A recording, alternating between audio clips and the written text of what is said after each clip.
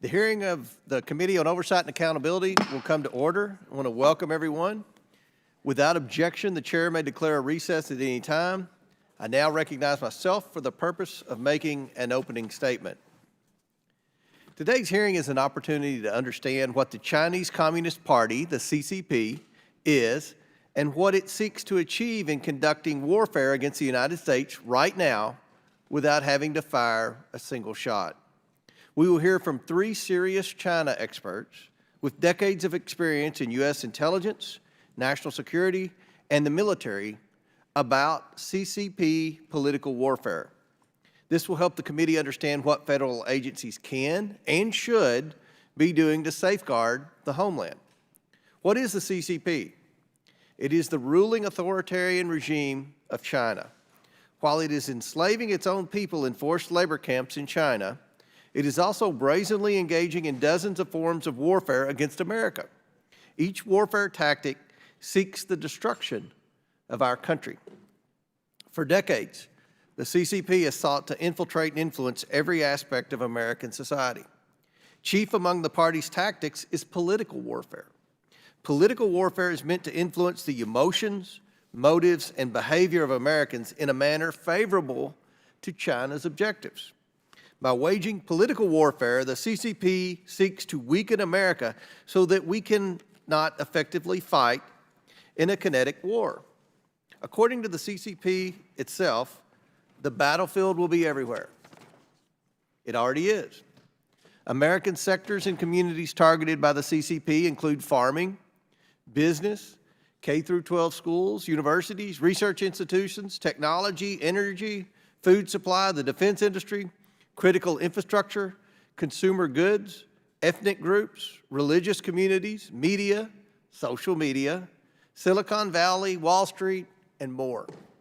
By getting Americans dependent on cheap and sometimes dangerous goods made in China, digital fentanyl like TikTok, and actual fentanyl, the CCP is determined to achieve its goal of defeating America on the global stage. If we don't understand what the CCP is and that this authoritarian regime considers America its main enemy, we cannot secure our country. The CCP's methods are unconventional and may be hard to recognize, but its destructive ambitions to manipulate American minds, conduct espionage, steal intellectual property and trade secrets, bring fentanyl into our country, and many, many more nefarious influence operations are actively being pursued right under our noses. China's goal is plain: to defeat America. How does it seek to achieve this? Through the operations of the United Front. Now, what is the United Front? It is a coalition used by the Chinese Communist Party to control, mobilize, and use non-members to advance CCP aims. These networks are organized in the United Front Work Department and dispersed throughout the entire party. General Secretary Xi has described the United Front as the CCP's magic weapon. The United Front carries out relationship-focused influence campaigns through a multitude of proxies found in the business community, amongst cultural and political leaders, and in other influential circles in America and around the world to advance CCP interests. These proxies are individuals or entities used and manipulated by the United Front to do the CCP's bidding for it. Why bother doing the dirty work yourself when you can co-opt and influence people to knowingly or unknowingly advance the CCP's interests for it? One of the most destructive of the CCP's tactics is to crusade to intentionally divide Americans, often by exacerbating existing societal divisions. To be clear, it is the Chinese Communist Party who is to blame here, not people of Chinese descent, who themselves are often singled out using these exact same CCP war tactics. To be even more blunt, to say that it is somehow racist or inappropriate for Congress to investigate the CCP threat is playing directly into the CCP's hands. And people who use this tactic are doing exactly what the CCP wants in order to avoid scrutiny or accountability for the CCP. Government agencies have important responsibilities to the many American communities and sectors targeted by the CCP. The Oversight Committee's message to federal agencies is this: the threat from the CCP is grave. You must step up and recognize what the CCP is seeking to do to our country. If agencies don't see that the CCP is our adversary, they can't effectively counter China when it targets the American communities for whom the federal government is responsible. The Office of the Director of National Intelligence consistently recognizes the CCP as the threat to American security and our economy. Yet too many agencies are not doing enough because they don't have a China strategy, creative solutions, and proactive, aggressive methods. Our colleagues in the minority appear uninterested in addressing CCP unrestricted warfare. Instead of any number of experts on China who they could have invited, they've instead invited a professor whose expertise is in European history and Russia. Russia is, of course, an important issue. As anyone following the news can tell you, Vladimir Putin is a threat, a brute, and no friend to America. But I would not invite one of our China experts to talk about St. Petersburg and Moscow. And if Democrats do not want to confront the threat of Chinese Communist Party's political warfare against the United States, I believe that is a serious mistake. It's a mistake because Democrats are doing exactly what the CCP experts from American politicians argue among ourselves, or look the other way and not confront the CCP's influence and infiltration tactics. The nation faces a real threat from CCP manipulation. It is a quiet, yet pervasive and dangerous threat that affects Americans every day. This committee seeks to confront that threat. But Republicans are not going to stop Democrats from beclowning themselves talking about Russia during a hearing on China. While they seek to distract from our discussion about CCP influence, we will tackle the Chinese Communist Party's campaign to influence and weaken our country. The solutions agencies adopt must not only eliminate CCP infiltration and influence from our country, they must help inspire and equip Americans to strengthen their communities, innovate, and create the technologies and phenomena that will secure a strong and prosperous future for our nation. Strong American communities can resist even the most aggressive CCP political warfare. And as we resist CCP unrestricted warfare, we must remain a free society bound by the Constitution. I thank the witnesses for appearing here today and look forward to their testimony. I now yield to the ranking member for his opening statement. Thank you kindly, Mr. Chairman. Authoritarian states use propaganda to dehumanize their victims and to mask their brutality. The propagandist's purpose, Aldous Huxley said, is to, quote, make one set of people forget that another set of people is human. Today, for example, Vladimir Putin tries to make people forget about the humanity of 38 million Ukrainians that he wants to control. He tries to make people forget about Alexei Navalny, whom he poisoned, falsely imprisoned, and killed.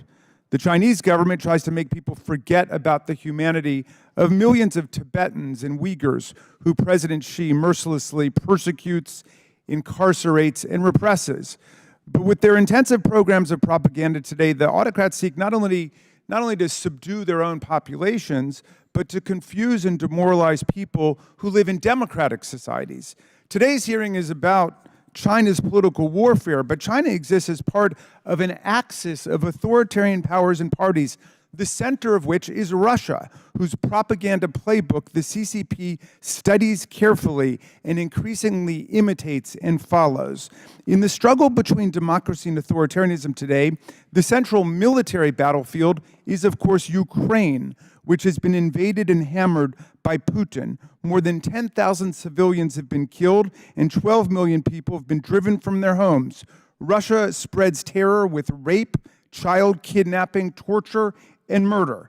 And China is assisting Russia in this filthy war of aggression by helping Putin rebuild its military-industrial complex. And China is watching closely what happens in Ukraine. As Prime Minister Kishida of Japan told us on the floor last week, the Ukraine of today may be the East Asia of tomorrow.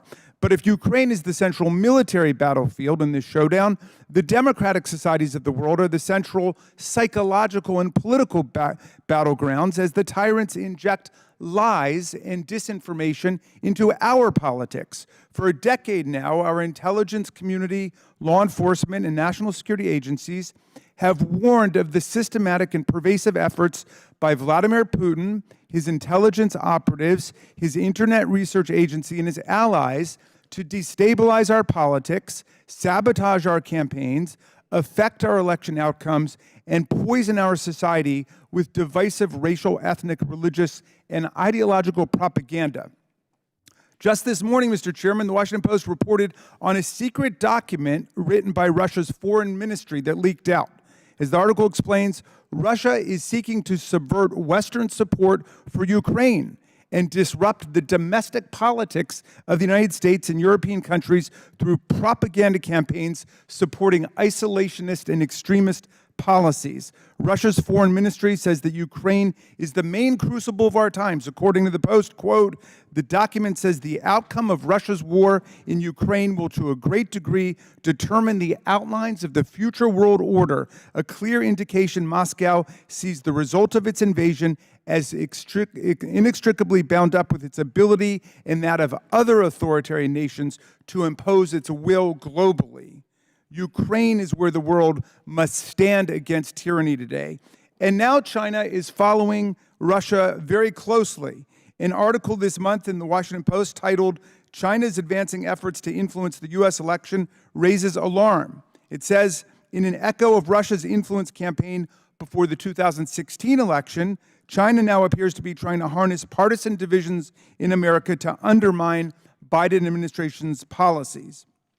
The Foundation for Defense of Democracies identified as part of this effort 170 inauthentic pages and accounts on Facebook that have been pushing anti-American messages, including pointed attacks on President Biden. Many of these disinformation nodes bring Chinese and Russian propaganda together to undermine U.S. foreign policy. Quote, in February, according to the Institute for Strategic Dialogue, a Chinese account on X calling itself a Western name alongside a mega 2024 reference shared a video from RT, the Russian TV network controlled by the Kremlin, to claim that Mr. Biden and the CIA had sent a neo-Nazi gangster to fight in Ukraine. The narrative was debunked by the investigative group Bellingcat, but the very next day, the Post received an enormous boost when Alex Jones, the podcaster known for spreading false claims and conspiracy theories, shared it on his platform with 2.2 million followers.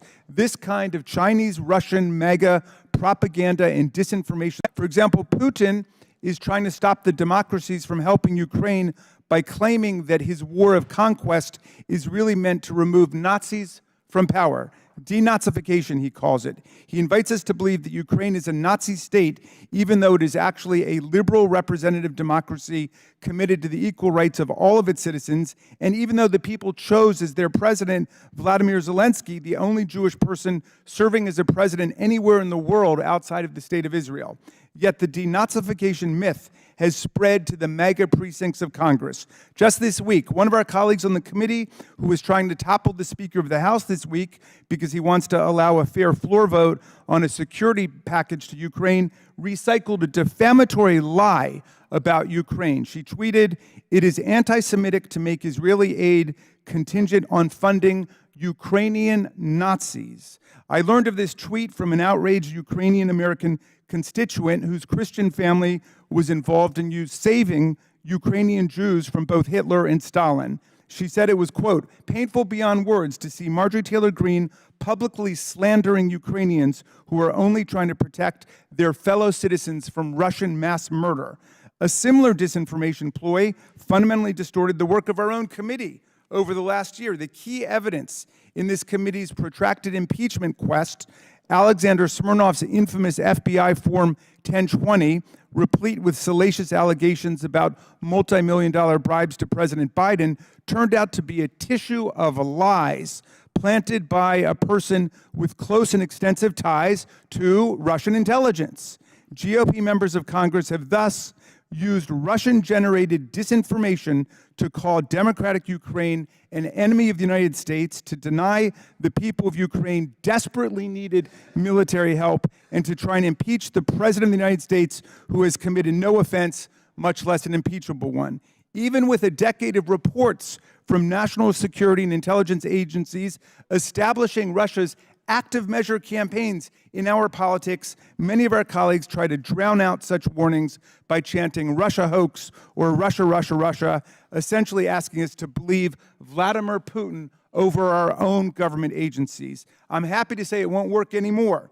The Republican chairman of the House Intelligence Committee and the Republican chairman of the House Foreign Affairs Committee are themselves forcefully sounding the alarm about the saturation of American politics and Congress by Russian propaganda. Foreign Affairs Committee Chairman Michael McCaul warned earlier this month that, quote, Russian propaganda has made its way into the United States, unfortunately, and it's infected a good chunk of my party's base. Chairman McCaul has called out members of the GOP for spreading Russian propaganda. Intelligence Committee Chair Mike Turner reiterated McCaul's warning and added that specific disinformation ploys have penetrated Congress. As a result of Russian propaganda, he said, quote, there are members of Congress today who still incorrectly say that this conflict between Russia and Ukraine is over NATO, which of course it is not. Our rejection of foreign propaganda interference in our politics, Mr. Chairman, should not depend on whether our party is the victim or the beneficiary of the effort. We all lose when American political dialogue falls prey to the disinformation of foreign states who are not members of our political community. Foreign governments have no right to define our campaigns, control our elections, or thwart our legislative process. The Ukrainian people are fighting a momentous battle against tyranny and corruption to defend democracy. We need to be on their side, and that means we need to disenthrall ourselves from the disinformation and propaganda tactics being waged against us by all the autocratic powers, meaning Russia and China, as well as Iran and North Korea. It's time we work together on this project, Mr. Chairman, and I look forward to hearing from our witnesses, especially Professor Snyder, a leading historian of Europe and leading analyst of how authoritarian governments work and how they try to undermine freedom and democracy. Thank you kindly, Mr. Chairman. I yield back. Ranking member yields back on his opening statement about the threat from China, I think. I'm pleased to introduce our witnesses here today. Colonel Grant Newsham is a retired U.S. Marine colonel. He is currently a research fellow at the Japan Forum for Strategic Studies, focusing on Asia and Pacific defense, political and economic matters. He is also a senior fellow for the Center for Security Policy. He was the first U.S. Marine liaison officer to the Japan Ground Self-Defense Force and previously served as the reserve head of intelligence for Marine Forces Pacific. He also has a substantial experience in foreign service. Colonel Newsham will be testifying in his personal capacity at today's hearing. Peter Mattis is the president of the Jamestown Foundation. Most recently, he was a senior fellow with the U.S. House Select Committee on the Strategic Competition between the U.S. and the CCP on loan from the Special Competitive Studies Project, where he was the Director of Intelligence. Prior to that position, he was appointed by the Senate to serve as the staff director of the Congressional Executive Commission on China for the 116th Congress. He began his career as a counterintelligence analyst at the CIA. General Robert Spalding is CEO of Semper AI and a senior fellow at the Hudson Institute, where his work focuses on U.S.-China relations, economic and national security, and the Asia-Pacific military balance. He's a retired brigadier general in the U.S. Air Force and has more than 26 years of experience in strategy and diplomacy at the Department of Defense and State. He has previously served as the Senior Director for Strategy on the National Security Council under the prior administration. He also served as the former China strategist for the Chairman of the Joint Chiefs of Staff at the Pentagon and as a senior defense official and defense attaché in Beijing. Professor Timothy Snyder is the Richard C. Levin Professor of History at Yale University with an interest in modern Eastern Europe. He is a permanent fellow at the Institute for Human Services in Vienna, Austria. He is an Emerson Prize awardee in Humanities and Literature awardee from the American Academy of Arts and Letters. He is a Marshall Scholar and holds a Doctor of Philosophy in Modern History. Pursuant to Committee Rule 9G, the witnesses will please stand and raise the right hand. Do you all solemnly swear or affirm that the testimony that you are about to give is the truth, the whole truth, and nothing but the truth, so help you God? Let the record show that the witnesses answered in the affirmative. Thank you, and you all may take a seat. We appreciate you all being here today and look forward to your testimony on this very important subject. Let me remind the witnesses that we have read your written statement and it will appear in full in the hearing record. Please limit your oral statements to 5 minutes. As a reminder, please press the button on the microphone in front of you so that it is on and the members can hear you. When you begin to speak, the light in front of you will turn green. After 4 minutes, the light will turn yellow. When the red light comes on, your 5 minutes have expired, and we would ask that you please wrap up. I now recognize Colonel Newsham for his opening statement. Chair Comer, Ranking Member Raskin, and distinguished members, thank you for inviting me to testify. For most of our history, our geography gave us a buffer of distance that meant we could choose our foreign wars. The last serious attack on the U.S. mainland was the War of 1812. The non-continental U.S. is vulnerable, as Pearl Harbor showed. But we've long thought no invader could get at our mainland, owing to our detached and distant situation, as George Washington put it. The CCP is determined to take away that advantage. And it has. Through various political warfare fronts, it is embedding behind our lines. We have never faced such a serious domestic attack. It's just one we refuse to recognize. We are deeply penetrated, dying by the tens of thousands, and there's barely a response. For example, chemical warfare. Fentanyl killed over 70,000 Americans in 2021 alone. That's more than died in the Vietnam War. For Americans aged 18 to 45, drug overdoses are the main cause of preventable death. It is destroying families and communities in cities like Baltimore and Philadelphia. Not only can the CCP surveillance state find the producers if it wants, as a House report released yesterday showed, China is subsidizing the production of fentanyl precursors, and the U.S. is letting it happen. The CCP is hitting us in many other ways. Chinese economic warfare is destroying our manufacturing and commercial sectors. We've lost millions of jobs, hundreds of billions a year in revenue, and entire sectors, including sectors critical for our defense: steel, semiconductor, batteries, and shipbuilding. Whole regions have been devastated. Meanwhile, we became dependent on the PRC for everything from pharmaceuticals to components in F-35s. It is the largest wealth transfer in human history. The most obvious erasure of the protection of distance is PRC cyber attacks. The same Americans who are furious about a Chinese spy balloon floating over their heads have Chinese spy apps loaded on their phones sitting in their pockets. China's hacking of OPM, Office of Personnel and Management, alone gave them files of 22 million Americans holding security clearances. For the first time in our history, our distance doesn't protect us. That's not the worst of it. The ultimate barrier for the PRC to breach is the one protecting your mind from PRC influence. Psychological warfare is the most important political warfare technique. It comes down to shaping how we think and thus act. Many of us think we are too smart, too well educated to be influenced. But have you ever said, for example, China is just behaving this way because of a century of humiliation? You've been influenced by CCP psyops. India has suffered several centuries of similar humiliation, but it is a consensual democracy and does not bully its neighbors. CCP actions are not our fault. They're its choice. Parroting CCP talking points downplay or excuse threats posed by the PRC and justify inaction. We've never faced anything like this, and we are under constant attack from within. My recommendations relate to political warfare, but are not a substitute for a powerful, lethal military. They are mutually reinforcing. Urgently rebuilding our military and the defense industrial base is ultimately a political move, showing we recognize the threat we face and will do something about it. And my recommendations: the U.S. government needs to relearn political warfare, and someone needs to be responsible for the political warfare effort and its success or failure. Currently, nobody is. And we should fight back. Repeal China's permanent normal trade relations status, delist Chinese companies on U.S. exchanges if they don't immediately meet listing standards, institute a strict outbound review of investment into the PRC, and tighten export controls on technology. Make it more costly to act as a proxy for the CCP, including imposing real reporting requirements for individuals and entities operating on behalf of PRC interests and enforcing them. The same with academia and PRC-linked money and research. Make PRC human rights an issue constantly.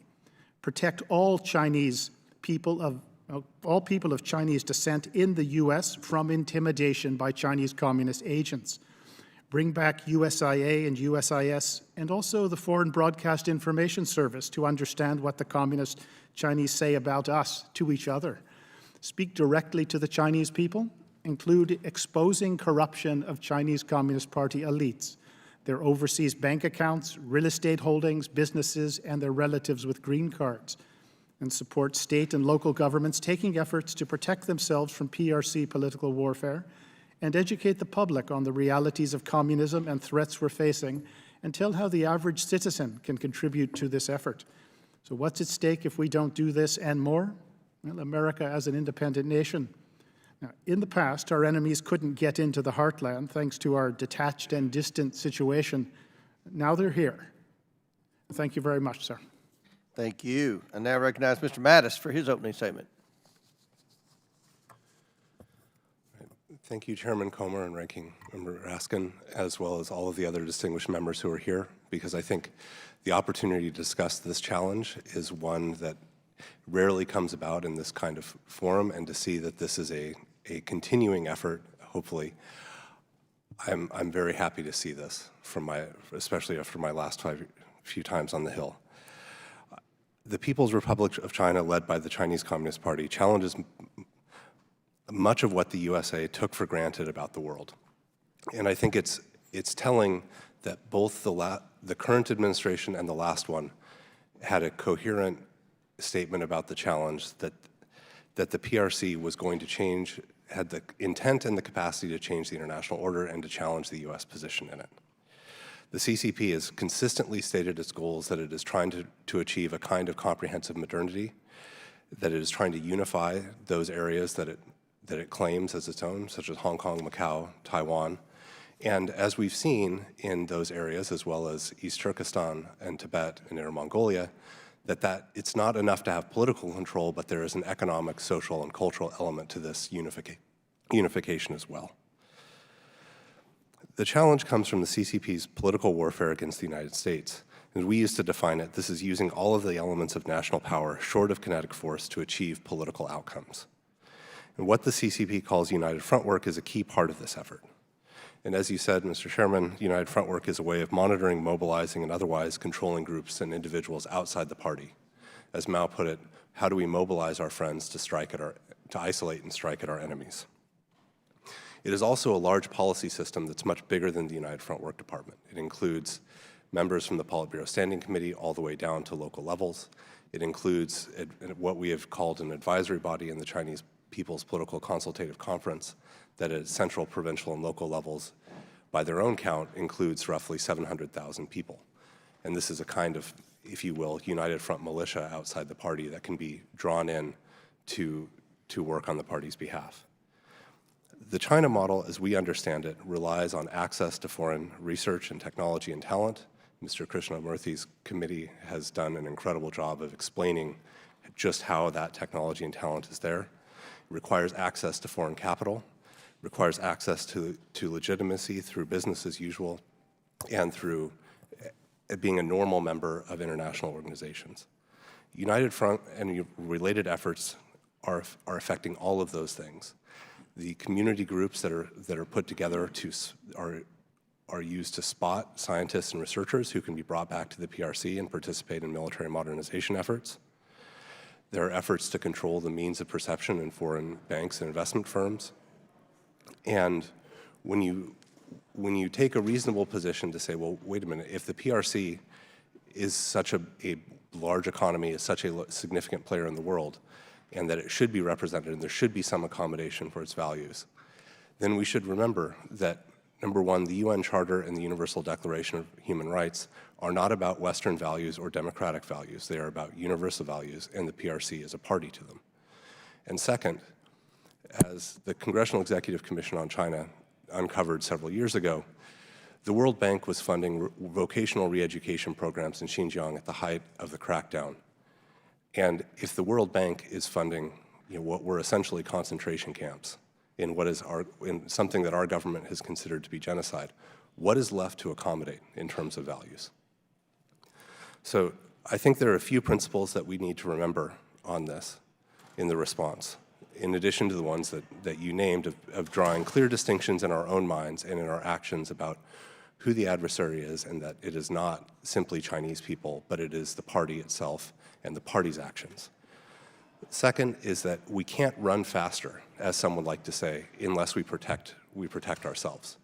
It doesn't matter how well you run, how much you train. If someone's trying to crack your kneecap and you can't run, then you're never going to be in the race. And that is what this political warfare is doing to us at an economic level and to some of the companies and technologies that we would like to see in the United States and that were in the United States and have been driven out by economic espionage and overcapacity being shipped to our shores. Finally, enforcement will not be country agnostic. In a common law system, our laws should be principles, but at the same time, it requires expertise and focus, and we have limited resources. And that means that all of our efforts to protect ourselves are going to be focused on particular countries, and we can't focus across the board at all countries all the time. Thank you. Chair now recognizes General Spalding for his opening statement. Chairman Comer, Ranking Member Raskin, thank you for allowing me to testify today. Prior to founding my current company and prior to being the senior defense official in Beijing, as a major, I got to study in China at Tongji University as an Olmsted Scholar. After being a distinguished graduate at Defense Language Institute, I studied economics in Mandarin, and I really got to know the people, the culture, the geography of China. It was a very positive experience, and when I came home in 2004, I told my wife I want to live and work in China when I retire, and that was my experience leaving Beijing or Shanghai in 2004. Some 14 years later, I returned with the knowledge that my prior understanding of China was flawed because earlier I had not fully understood the nature of the Chinese Communist Party. Today, we're in a new Cold War. Our adversaries wield weapons far beyond the traditional military arsenal, instead harnessing the power of communication to distort and manipulate the very fabric of our society. The relaxation of our security posture concerning active measures conducted by adversaries like China, Russia, North Korea, and Iran has left American institutions, those of its allies, and the entire international order vulnerable to relentless and ongoing political influence campaigns. These campaigns have fundamentally altered the essence of what was once recognized as the liberal democratic order. I joined the military to support and defend the Constitution by learning how to apply force to attain a political outcome. In short, I was trained to break things. Clausewitz captured this reality when he wrote, "War is politics by other means." During the Kosovo War, President Clinton exemplified this concept as he used air power to stop Milosevic's genocide of the Kosovars. We used B-2s to take out key strategic targets of the Serbian elite, thus convincing them to surrender Milosevic to authorities. Milosevic eventually stood trial in The Hague. Later, while working for the chairman of the Joint Chiefs under the Obama administration, I began to understand a new concept in warfare, not from a military strategist, but from a businessman involved in investing in China. Influence is far easier, less risky, and profoundly more effective than military weapons when conducted in our globally connected world. Chairman Mao Zedong, whose legacy is carried by Chairman Xi Jinping and the current Communist Party elites, describe it as warfare without bloodshed. I call it simply influence. During my subsequent years of service, I devoted as much attention to studying influence as I had to traditional military tactics. This is far more familiar to the members of the People's Liberation Army, the armed political wing of the Chinese Communist Party. Today, the Chinese Communist Party and its proxies wage a global political war to influence the face of human civilization, using the tools of statecraft, business, economics, trade, finance, academia, and especially technology. Chinese companies working on behalf of the Chinese Communist Party influence American businesses and financial institutions with seductive promises, In turn, these American organizations influence our political process to ensure we maintain an economic connection to the party's influence, simultaneously eliminating manufacturing jobs for America's working class. Our universities and educational system are influenced economically with grants and Chinese student tuition. Our best and brightest scientists are influenced to move technology to China. State, local, and federal politicians are influenced by Chinese investment and the often unfulfilled promise of jobs in their districts. Apps like Temu harvest user data, while other technology platforms like TikTok influence our thoughts and behaviors by sowing distrust of our political system, encouraging partisanship, and indoctrinating our younger generation with a CCP-oriented worldview. This is not by accident, but through a measured socio-political model developed after a thorough study of how the Soviet Union succumbed to Western liberalism during the First Cold War. The Chinese Communist Party recognized to undermine our republic, they must first establish a facade of friendship and cooperation, positioning themselves as partners on issues such as climate change and peace, while clandestinely manipulating the mechanisms established in the aftermath of World War II to expand their influence and control. Their goal is to impose a system that, though seemingly free on the surface, mirrors the oppressive principles of the Soviet Union. To free ourselves and the world from this tyranny, we must completely separate the institutions of the free world from the Chinese Communist Party influence, or we continue the slow disintegration of our republic. Thank you. Chair now recognizes Professor Snyder. Thank you very much, Mr. Comer. I appreciate your recognition of me as a historian. I do not have the nimble ability that members and staffers do to leap from topic to topic. I'm pleased I won't be asked to speak about appliances today. Our subject is disinformation. It's useful as a historian to be in a gathering like this one because one hears the insights of colleagues and recognizes that these are themes which we've known about for decades. I wrote a book about Soviet counterintelligence and active measures, about the institutions which the Chinese Communist Party modeled. I wrote another book about Russian counterintelligence and active measures in the 2010s, which serves as a model for China today. I want to take the term political warfare seriously and look at it all the way down, the way the Chinese themselves do. If we take political warfare seriously, we recognize that it only works if we take into account the overall context and take into account, as Mr. Comer himself said, our own role in it. Political warfare only works insofar as it works through us. The event in the world context about which we have to be aware, speaking as we are in April of 2024, is the war in Ukraine. One cannot possibly understand Chinese political warfare without understanding the intense political significance that this war has for China right now. In this war is at stake international order as such, which China wishes to change. In this war is at stake the reputation of democracy, which China wishes to bring down. In this war is at stake alliance structures, both in Europe and in Asia, which China seeks to damage. And in this war at stake is also the Ukrainian deterrence of Taiwan. These are all key Chinese interests. Therefore, to separate a discussion of Chinese political warfare from the actual kinetic war which is taking place in Ukraine, the most significant war of this century and the most significant war since 1945, must be a category error. No actual Chinese participant in political warfare would make that mistake, and I urge you not to make that mistake. Chinese propaganda about this war rides Russian propaganda, both in its methods and in its themes and its particular tropes. If we follow Chinese propaganda about the ongoing Ukraine war, we notice a certain pattern, which is that the political warfare themes, which, as colleagues have quite rightly said, are meant to pass through us, have in fact done so. If we take the example of Chinese state media and Group 912 of the Ministry of Public Security, we notice the following themes. First, Ukrainians are Nazis, a Russian theme picked up by China, echoed on the House floor. Second, it's all about NATO enlargement, a Russian theme picked up by China. Third, Ukraine is corrupt, a Russian theme picked up by China, echoed on the House floor, echoed in the Senate by Senator Vance. Fourth, that democracies can't do anything about Ukraine, that it's all pointless. A Russian theme, echoed by Chinese propaganda, picked up in House discussions. Fifth, we should pay attention to the border and not do anything about Ukraine. A Russian theme, picked up by China, echoed in both chambers. Sixth, the Biden bribe.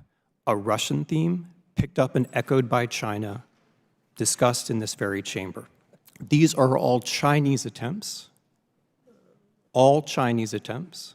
to do exactly what colleagues have defined political warfare as doing, to divide Americans, to make Americans weak, but also to draw Americans away from what is essentially taking place. Were one to be serious about Chinese political warfare, one would have to take into account the overall historical moment, the war in Ukraine, how important that war is for China, the opportunities that war poses for China. Chinese political warfare includes praising members of this House who delay voting on Ukraine. Chinese political warfare includes the overall attempt to alter the system.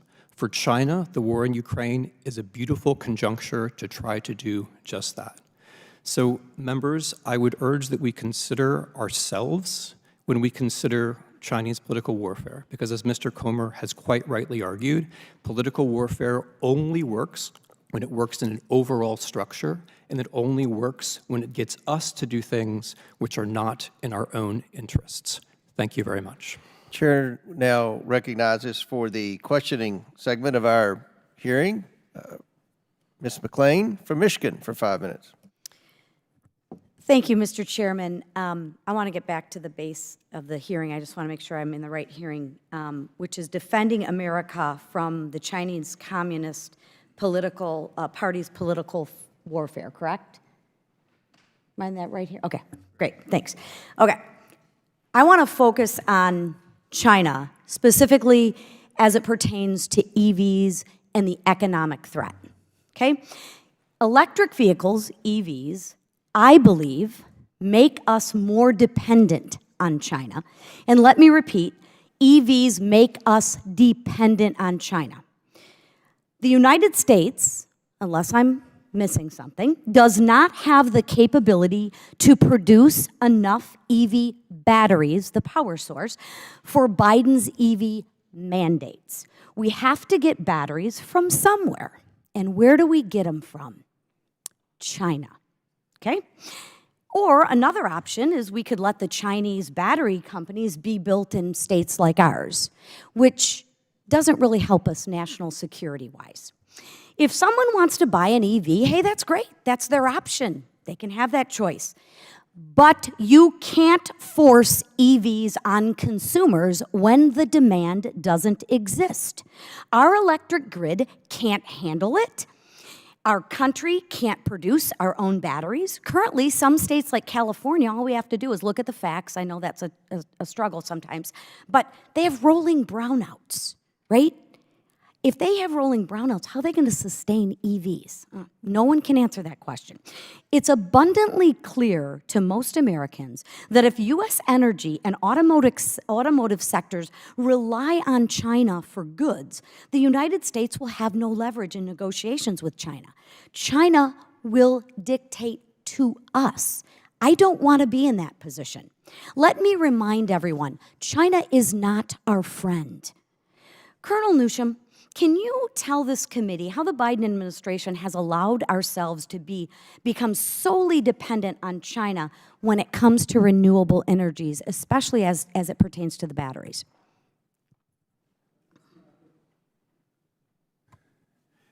Yes, ma'am. The Chinese have actually been doing their best to sort of take new technologies and dominate them, get the supply chains for a long time. This has been sort of going on from previous administrations as well. But what they are saying, of course, with EVs, and particularly an administration which may be moving too fast to try and push green energy, green technologies, and even force EVs, that it creates a certain dependency, which works to China's benefit because, as you stated, they control good chunks of the supply chain, the sort of the precursor minerals and materials that you need to make. In a nutshell, being dependent on China, does that help us? Oh, it's going to kill us. The Chinese love it. All right, you and I agree. The International Energy Agency has stated that China produces approximately, get this, 75% of the world's supply of lithium-ion batteries. And what do we need lithium-ion batteries for? Electric vehicles. Just recently, the Biden administration finalized a rule that will further force the U.S. automotive industry towards electric vehicles. I love this concept that the government knows better than the American people what to drive, what kind of stove. I mean, I actually believe in the American people, but the Biden administration, they want to force us and mandate us. I don't agree with that. I believe in people, and I believe people can make the right decisions. Are you concerned that these policies will make Americans and American industry, which is the backbone of capitalism, even more reliant on China? Yes. Wonderful, wonderful. You and I agree again. What's concerning to me is the draconian mandate coming from this Biden administration is just plain dumb. I mean, I still can't get my arms around the government knows best. Let me share with the American people, the government has innovated nothing. If you want truly progress, it has to come from innovation, and that innovation comes from industry. China is doing everything in its power to overtake the United States on the world stage, and we're giving them a manufacturing gift that would be devastating to us. America is a nation where consumers' choice must remain free, and I can't understand why our government is placating to China. Wait. Maybe I can think of about 8 million reasons why. And with that, I yield back.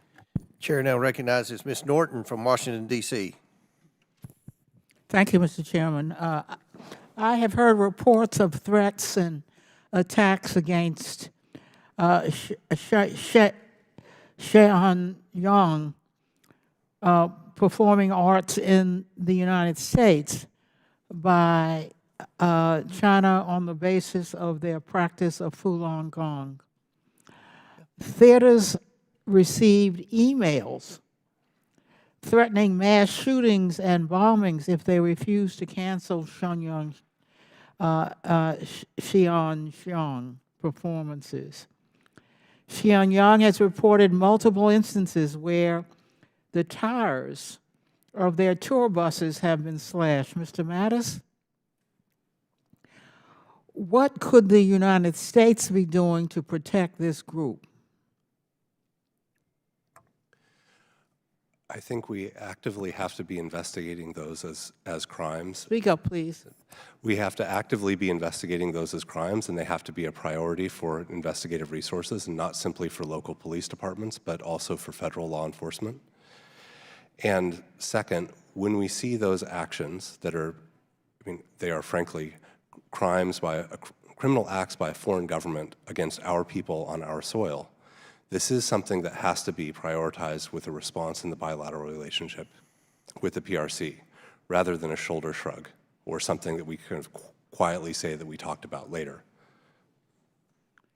Professor Snyder, we have talked about the various ways autocratic regimes try to harm their adversaries, from stealing intellectual property to hacking the government's systems and sowing chaos through disinformation. I would like to focus on another way in which foreign adversaries can target their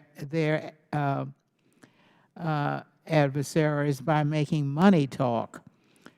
Dr. Snyder, do authoritarian regimes sometimes use money to buy influence? I want to thank the member for bringing our attention to what is, of course, one of the absolute fundaments of intelligence practice and recruitment. Colleagues have quite correctly drawn attention to the ways in which new technology allows one government to reach another government, or one government to reach another set of citizens. That's all very true. But A very classic vulnerability was, is, and will always remain financial vulnerabilities. And so the need, or the real or perceived need of, for example, a politician, the fact that a politician has made it known that that politician needs money, is a classic vulnerability which intelligence operatives from any major state would pursue. So the fact that, let's say, a president would make money while being president from Chinese businesses would be a signal, a classic signal of vulnerability, yes? The Constitution's framers were certainly concerned about foreign powers using bribes and payments to undermine the American democratic experiment. That is why they included in the Constitution the Foreign Emoluments Clause, which prohibits all federal office holders, including the president, from accepting any payment of, and here I'm quoting, any kind whatsoever from any king, prince, or foreign state, close quote, without seeking approval. Professor Snyder, could you explain why prohibiting the president from taking gifts from foreign leaders is an important safeguard for our democracy? I thank the member for that reminder. It once again, it shows us how history can be useful. In the late 18th century, the American founders were also aware not only of the possibility of financial, but also psychological manipulation of our leaders. It speaks to a very fundamental issue. There are complex ways of manipulating leaders in another country. We've talked about some of those. One of the three forms of Chinese political warfare is psychological warfare. The very simplest form of psychological warfare is to put someone in your debt. And the simplest form of putting someone in your debt is by giving them money. So thank you for that clarification.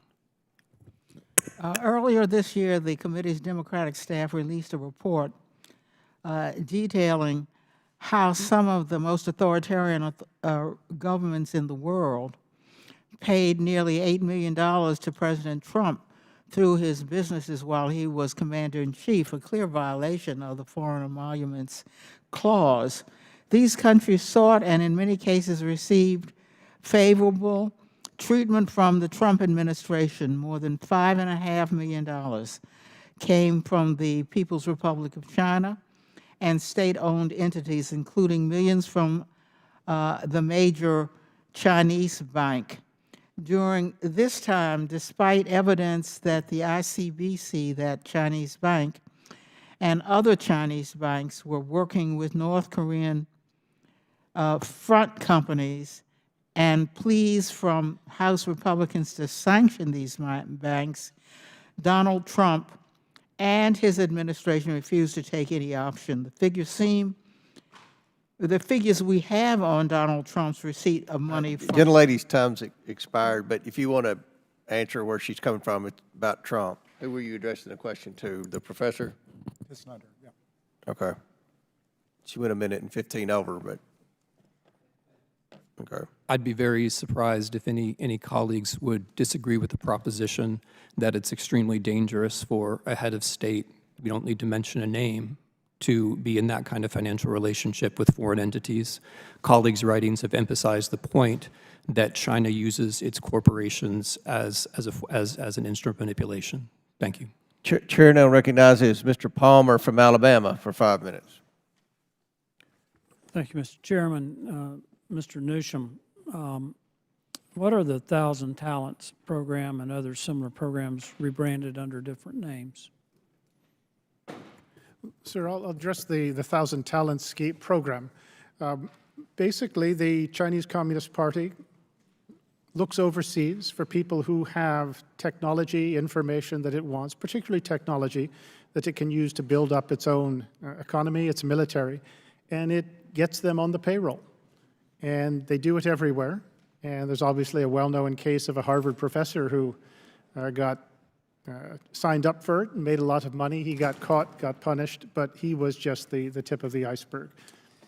So despite the name, which would indicate that, you know, they're trying to promote the development of intellectual capabilities among people, that type of thing, what it really is is a spy buying program. That's really all it is. They're buying technology, as I said, that is going to be used to dominate us or kill Americans if a fight comes. Right. And how are these programs linked to the Chinese Communist Party? Well, they're run directly by the Chinese Communist Party. This is not an independent operation going. It is Chinese government. Can you repeat the goal of these type programs? The goal, repeat. You commented on the goal of these programs. Can you repeat that with emphasis? Because the American people and my colleagues need to understand what's at stake here.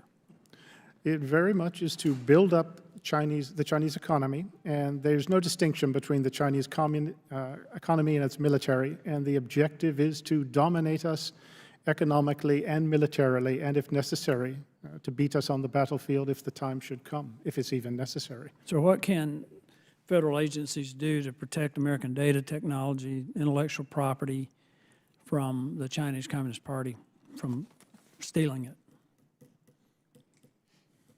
Well, you're going to have to first admit you've got a problem. We spent decades thinking that this was all innocuous, it was harmless. The Chinese were just like us. One thing you can do is to stop letting Chinese researchers into American laboratories. We had huge problems at Los Alamos, for example. You look at seems like every university laboratory that comes up with some new discovery, there's always Chinese researchers in there. You do not want to do anything that is going to help the country that is trying to kill you. And that is one thing you do. Don't let these people in. And there's obviously the basic infrastructure sort of protections you need. But we have just opened the doors and unfortunately let in people who wish us ill. And I just would say, read the Chinese press for a week if you want to get some idea of what they think of us. Technology for our power grid, our military. I mean, we're very dependent on China supply chain for key components that our military has to have. And I keep trying to warn people about this, and we've got colleagues in Congress who refuse to allow mining, refuse to allow the development of processing and refinery facilities to mine and refine what we need from critical minerals and rare earth elements, which make us dependent on China for those things. We brag about funding manufacturing plants to make semiconductors and microchips, and we don't make anything. We assemble them from parts we get from China. So, and it's not just that. Could you comment on us allowing China to buy farmland and the agricultural research theft that is taking place? Yes, sir. An important point of that is actually it goes beyond just growing crops and shipping them off to China, but rather seed technology. It's a key advantage for U.S. companies, for the United States, and it can also be used as offensive platforms as well. Don't be surprised at some point in the future if our farmers have put seeds in the ground and they're sterile. There's more to it, as I said, than just them the Chinese wanting to guarantee their food imports. Mr. Chairman, I'd like to make a comment about where we're heading with this hearing. And with all due respect to my colleagues on the other side of the aisle, this is not about Donald Trump. This is very serious. If you want to make it about that, we can make it about that. But for crying out loud, for one time, let's put the national security interest of this country ahead of our political interest. And I understand that you can make a point, but so can we. We've got all kinds of evidence.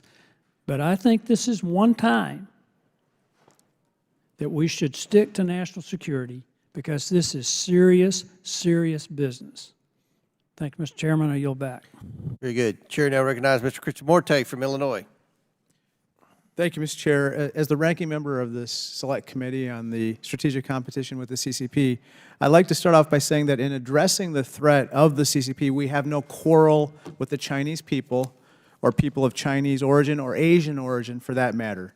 That's why we should never engage in any anti-Chinese or anti-Asian stereotyping or prejudice. And I think, Mr. Comer, you started off with that sentiment at the start of this hearing. So I want to just say thank you, and I hope everybody remembers that today as we discuss the CCP competition.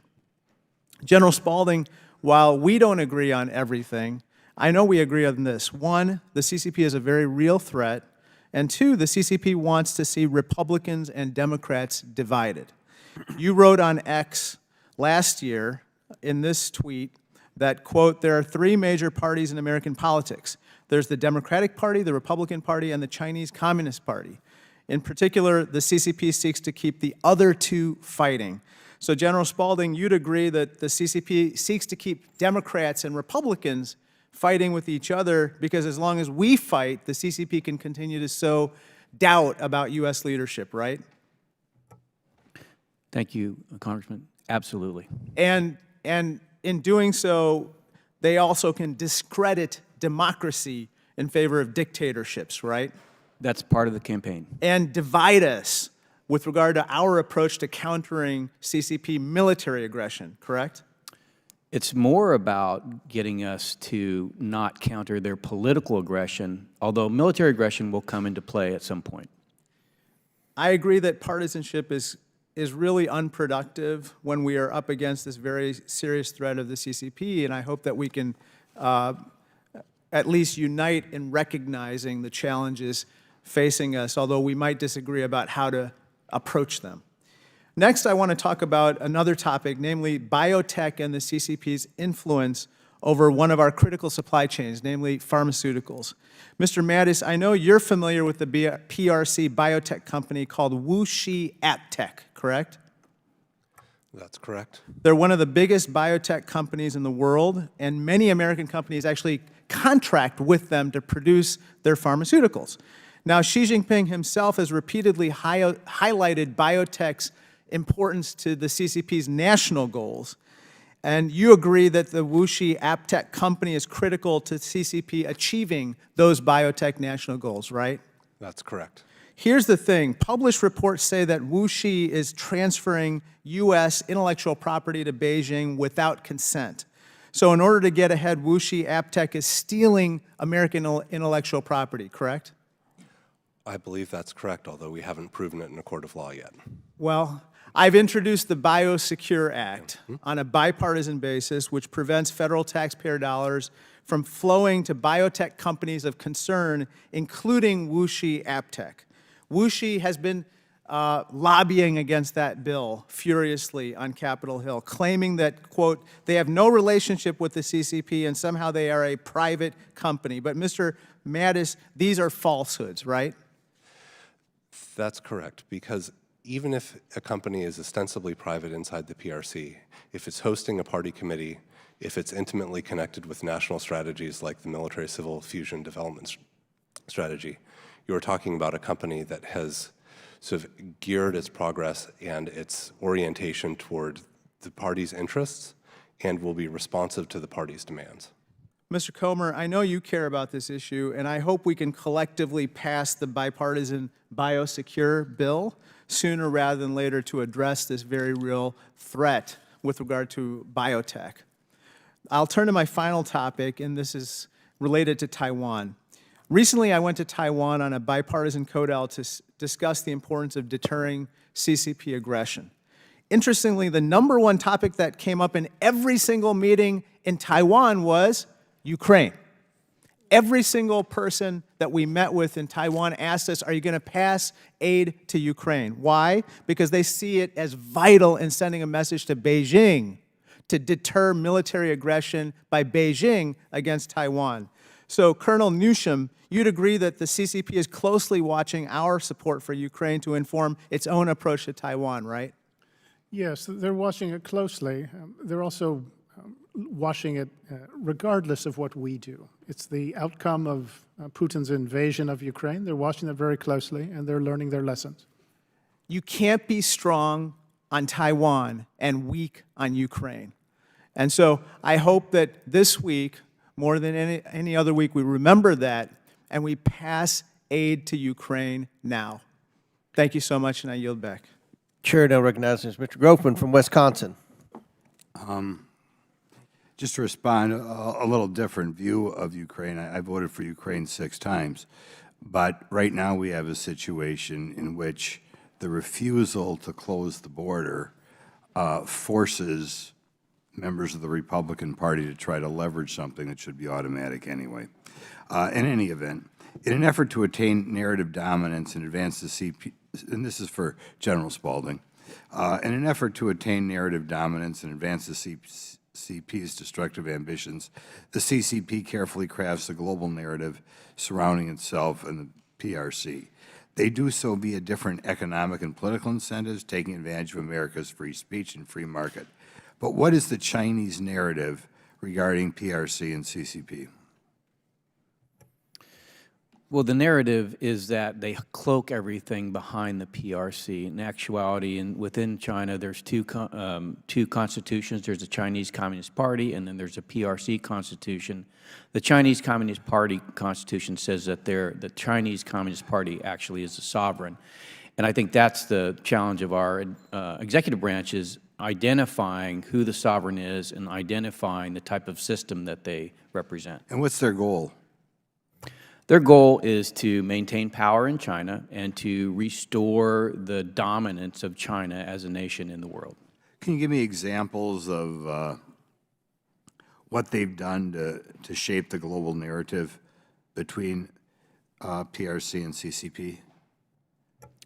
Well, the most effective thing they've done is to develop this very powerful technology that fuels the information influence campaigns that come out of TikTok. So they've actually adopted Silicon Valley's tactics, techniques, and procedures of influence for commercial gain and move that into social and political gain. So they're actually able to use that platform to influence 180 million Americans towards a Chinese-centric worldview. Okay. I know there are American private businesses owned by some of the wealthiest people in the country. I think of the NBA, I think of Hollywood. Can you give us examples of how they weigh in with these money-hungry billionaires to maybe forward the Chinese communist agenda? Well, a good example is just the issue of TikTok. TikTok's has American investors that have an interest in that maintaining a connection to the Chinese Communist Party, because that's what TikTok wants. And therefore, they lobby the Congress to make sure that there's no bill passed with regard to defunding of TikTok. Okay. Somebody was telling me the other day there's a big movie out of China right now, or in the last couple of years, the narrative being that America started the Korean War. Could you maybe elaborate on that, or any one of the four of you? Well, it's not just now. It's been going on. There's actually a great museum in Dandong, China, that you can go to that talks about the aggressiveness of America and how China was helping the great Korean people. So it's been going on for a long time. Okay. How does the CCP use social media to change how young people think? Can you give us a specific example of something that young people are breathing in that's not true? TikTok's a great example. About 30% of young people now get their news from TikTok, and there's been evidence shown of messages, Chinese Communist Party messages, embedded in TikTok, different venues, different times, different people to essentially influence different groups towards a China-centric worldview. Can you just give us an example? Yeah, so I think one of them is that China is not a hegemonic country. So why does the United States seek to cast China as a hegemonic country? Is one example of a message that they would put in. And what's the narrative as they try to tear down America? Can you give me an example there? Well, essentially that democracy is chaotic, that Washington, D.C. can't get anything done, and that if you want the kind of government and system that exists in China, then you should have a single-party system. Okay, and they have another negative. Do they cause American young people to have a negative view of America? Could you give us examples of that? Perfect example is when Secretary Blinken met with his counterparts in Alaska, and they classified America as a systemically racist country. Racist? That's what the representative from China said. I can believe that. I mean, you got a country with people from the whole world's trying to get in there, and people are saying we're racist. You have to be okay, thanks. Chair now recognizes Mr. Khanna from California. Thank you, Mr. Chair. Professor Snyder, thank you for your scholarship. Thank you for your very strong opening statement showing the links between China and Russia that many members of Congress are already praising. My friend Richard Levin would be proud of you having his professorship.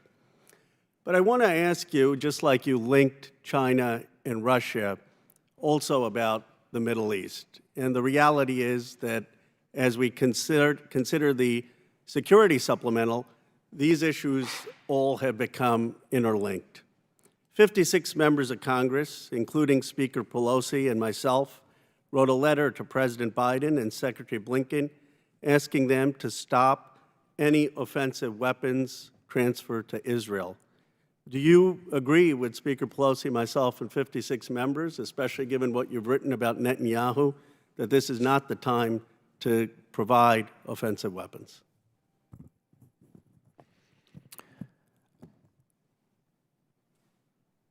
I think that it's a mistake to believe that there's a military solution in Gaza, and that everything that can be gained in Gaza by military means was gained long ago, and that the administration should be using every possible leverage to secure a political solution, including and not limited to the recommendation that you make.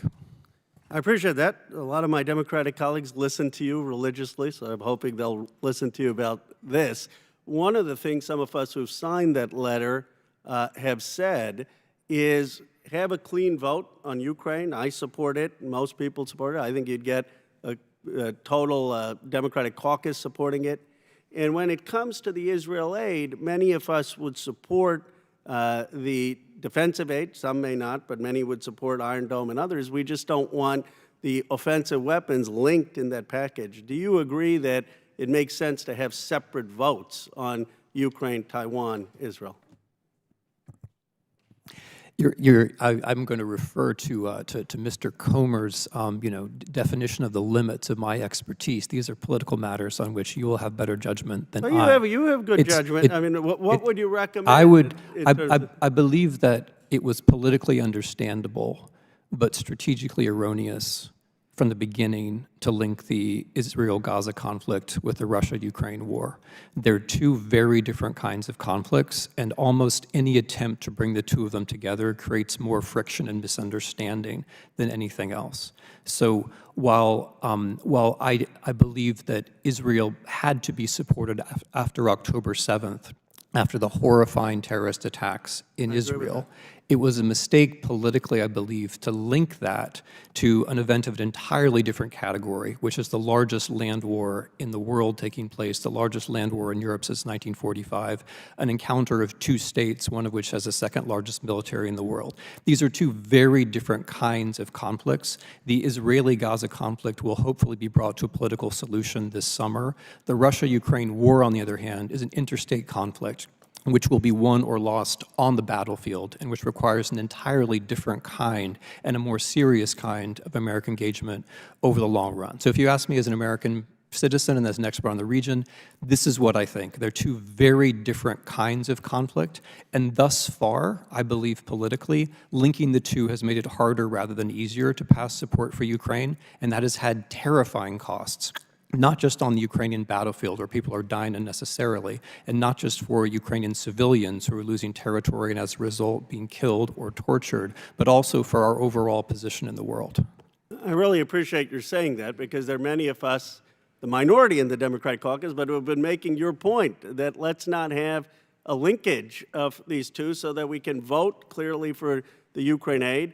Some of us are fine also providing defensive weapons, but don't want to just give a carte blanche to Netanyahu, which I think you have articulated here. I'm hopeful our leadership will listen to you. I'm hopeful Speaker Johnson will listen to you. And I think as much as those who praised your opening statement praise that, they should listen to your advice on this issue. I'll give you the last word. Well, if I could have the last word. The point that I made earlier about the linkage between China's political warfare and Ukraine is very real. All of the Chinese messaging on this issue is on one side of this issue. All of it. And so if we're serious about resisting Chinese political warfare, passing aid for Ukraine this week would be a sign of that seriousness. Thank you. Will the gentleman yield for a question? Time's expired. Chair now recognizes Mr. Cloud from Texas. Thank you, Chairman. Thank you, witnesses, for being here. I do want to thank you, Chairman, for hosting this committee. There cannot be a more important topic facing our country right now. Sun Tzu once said, if one party is at war with another and the other party does not realize it's at war, the party who knows it's at war almost always has the advantage and usually wins. And right now we find ourselves a place in our country where we have not acknowledged that China is in an unrestricted warfare against our country. And we know from unrestricted warfare that they say they use things like psychological warfare, smuggling, media, drug, network, technological warfare, fabrication warfare, resource warfare, economic aid warfare, in which we just continue to spend our money on things, cultural warfare, international law warfare, infrastructure, terrorism, chemical warfare, biological warfare. A number of these things we've seen already at work, or the beginning of them taking a foothold within our borders. And the whole idea of unrestricted warfare, of course, is to take out our country without firing a shot. I found it very concerning, of course, last week when I was in a committee hearing with Secretary Mayorkas, our Homeland Security Secretary, that it was a term that he seemed puzzled by when I brought up unrestricted warfare and the need for us to do things like secure our borders to protect against it. When I go through this list, you can just, a number of these smuggling, drug fair, chemical warfare, economic aid warfare, all affecting or involved in what's going on our southern border, not to mention all the potential terrorists that have come into our country. We know a number of single adult Chinese males are coming in, and you don't usually leave China without their permission, and so we have tens of thousands that have come in, and so we've got to really be careful about what's going on. But I was struck, Colonel Newsham, about something you said, because you said you mentioned the largest wealth transfer in history. And it reminded me of a 2008 U.S. National Intelligence Council report where it said this. It predicted this. The unprecedented shift in relative wealth and economic power roughly from the west to east is now underway and will continue. That report went on to say the United States' relative strength, even in the military realm, will decline and U.S. leverage will become more constrained. It went on to explain why. It said, in terms of size, speed, and directional flow, the transfer of global wealth and economic power is now underway, roughly from west to east, without precedent in modern history. So this is like never happened before. And it said it derives itself from two sources. One, we're sending oil and gas revenues overseas, and we're sending manufacturing overseas. And so I'm very concerned about the policies, and especially that this administration has embraced, that continue to do these things. Now, this has been happening over decades, but certainly we've seen kind of the pedal been put on the gas, or the foot been put on the gas pedal when it comes to this. Could you speak to what's happening in this transfer of wealth and political influence and dynamic going from east to west? Yes, sir. It's, as you noted correctly, it's been going on for a long time. I used to work for Motorola, in fact, and I watched them commit suicide in China, and that was in the 90s into the 2000s. So it's going on a long time, but it's still going on. And there seems to be some sign that some industries and businessmen are waking up to the danger of putting your money into a system like that, plus the fact that they are out to kill us, putting it simply. And I say it really hasn't stopped. Energy is one particular area where it is baffling that we are giving up that advantage. And the Chinese are taking advantage of it. Other enemies are as well, but also mentioned earlier was the so-called green technologies. That, well, China stole the technologies for those. They started manufacturing them in China, and with illegal subsidies, et cetera, can now dump them onto the world markets like the U.S. And now, even better, they have U.S. solar companies lobbying Congress not to crack down on Chinese illegal trade activities and stolen technology because they're getting cheap stuff from China. It's a win-win from China's perspective. But it hasn't stopped. There's some signs we're waking up, but it's unfortunately we're not near where we need to be. Now, one of the things you'll hear China talk about, they're very out there, along with Russia and Iran and other countries, about working to create a multipolar world. In other words, to bring the United States down from our superpower influence. In 2018, I think it was July 22nd, Biden said in a speech as vice president, he said, "We are trying to create a multipolar world." And so it concerns me that we have somebody in the White House right now who doesn't share the objective that most of us have of a strong U.S. presence that remains a city on the hill for the world, and then we have somebody in the White House who has these objectives at play. I wanted to see if you could speak to one other thing. Alexander Solzhenitsyn said, "To destroy people, you must first sever their roots." And so we see an ideology in many of our institutions, specifically our learning institutions, to kind of rewrite American history, to get people to not appreciate our founders, and sometimes just frankly ignore our U.S. history, when for the imperfect country we are, every country is, we've been a tremendous positive influence in the world. Could you speak to what you've seen happening in our universities? Well, it's not acceptable thought to consider America a good, decent nation. And that's unfortunately how it's turned out. And that is, you can imagine what the damage is there. The idea that we've seen in things like the 1619 Project, that America is fundamentally evil, well, that you can see how that plays out. I would note that America has an illegal immigration problem. China does not, and that tells you a lot. Chair now recognizes Ms. Ocasio-Cortez from New York for 5 minutes. Thank you so much, Thank you so much, Chairman. I appreciate it, and thank you to all of our witnesses for sharing your expertise today. Dr. Snyder, your opening was, I think, very illuminating as to the connections here between different geopolitical theaters and how we can make sure that we continue to defend democracy, both domestically in the United States, but also globally. I wanted to touch a little bit briefly on, and pick up a little bit, very briefly, on your exchange with Representative Khanna here in what you assessed as a mistake in tying Ukraine to the conflict in Gaza. And also presently, as you mentioned, the necessity of passing aid to Ukraine as quickly as possible. Could you speak a little bit, expand a little bit more on where you see that entanglement or detriment in tying the conflict in Ukraine with what is happening in Gaza and with the Netanyahu's government's decisions to advance in Gaza, and how the U.S. relates to both of those things differently? Happy to do my best. With respect to the general premise, I just want to emphasize the general premise of your question. These things are all connected. If you're a Chinese political warrior and you're concerned with public opinion, law, and psychology, you're not going to respect the safe spaces of the country that you're trying to weaken. So we might say, I don't want to talk about Ukraine and Chinese political warfare at the same time, but there are no Chinese political warriors who are doing that. Correct. We might say, we don't want to talk about Trump because that's too sensitive, but you can precisely not expect Chinese political warriors to respect your safe spaces. It's precisely your safe spaces, your tender spots, that they're going to go after. And this is not just a speculation by me, it's the actual record of what actual Chinese propaganda does. It goes after the safe spaces that you want yourself not to talk about. On the issue of Gaza and Ukraine, I'll be as specific as I can. As I read it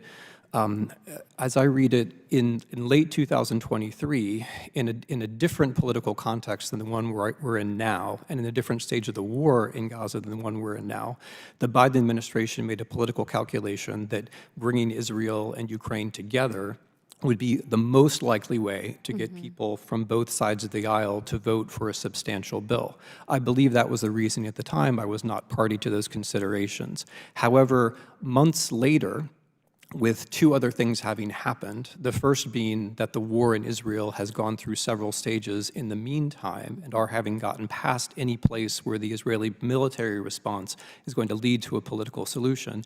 And secondly, the extreme difficulty in getting Ukraine aid to pass in any form. Those two things change the overall political situation. For me, who's not in the legislature and not in the executive branch, what I see is the qualitative difference between the two events. That Russia invading Ukraine objectively aids the Chinese position in profound ways, which their political warriors try to exploit. But it also threatens world order in ways that are essential to the United States and to its European partners. Whereas the conflict in Gaza is a horrifying terrorist operation, which must lead to some kind of political solution. It won't be solved militarily. That's my assessment. Thank you so much, Dr. Snyder. And I think what you laid out so clearly there and in your opening as well is that the core and the key that we have here is in support, geopolitically, instability, is in supporting Ukraine in this moment. Having U.S. military assistance and broader global assistance to Ukraine should be one of our top geopolitical priorities, because it is the key in defending democracy geopolitically, whether your interest is in China, whether the interest is in anywhere else there. All of the focus here is in Ukraine and in supporting and ensuring that Putin and an authoritarian regime in Russia does not prevail in changing the geopolitical order, rule of law, and functioning democracy worldwide. And frankly, I think it's important from my vantage point, on the second point, is that anything that impedes the swiftness and the urgency of our ability to get that support to Ukraine is overall contributing to the volatility of our situation. Would you say that that's a fair assessment? All of the hostile and Russia and Chinese observers and political warriors want this to drag out as long as possible and praise those who make it drag out. So of course my answer would be in the affirmative. The front in Ukraine is threatened in ways it doesn't have to be. The population is threatened in ways it doesn't have to be. This is a relatively easy war for us to influence in the correct way. It matters to us for all the reasons that you've given, and we ought to do so as quickly as possible. Thank you. Thank you, Dr. Snyder. Chair now recognizes Mr. Higgins from Louisiana. Thank you, Mr. Chairman. My Democrat colleagues and some of my Republican colleagues are very focused on using this hearing to promote sending billions more American treasure to Ukraine. And I've been to Ukraine. I support the Ukrainian people's right to defend themselves, but I work for the American citizenry, as do 434 colleagues up here and 100 senators, allegedly. And meanwhile, our own borders dissolved, gentlemen, in China, as we're talking about today. That's the purpose of this hearing, to discuss Chinese threat. The CCP is deeply embedded in partnership with the cartels that are trafficking drugs and human beings into our country, to the horrific impact of the American communities from sea to shining sea. So I'm going to discuss that for a minute, and I'm going to ask Colonel Newsham to comment on this relationship between the Chinese partnership with the cartels and the development and production of chemicals that produce fentanyl. Fentanyl, you're talking about a couple of 100,000 Americans dead in the last 3 years from fentanyl poisoning. It's called a point on the street. It's a little point on the end of an ink pen. That's why they call it a point, by the way, is a dosage. It's so powerful, is deadly in a way that Americans that are ingesting these drugs, that they don't anticipate that they're ingesting fentanyl. They're being poisoned by that and dying. And that's just coming from China.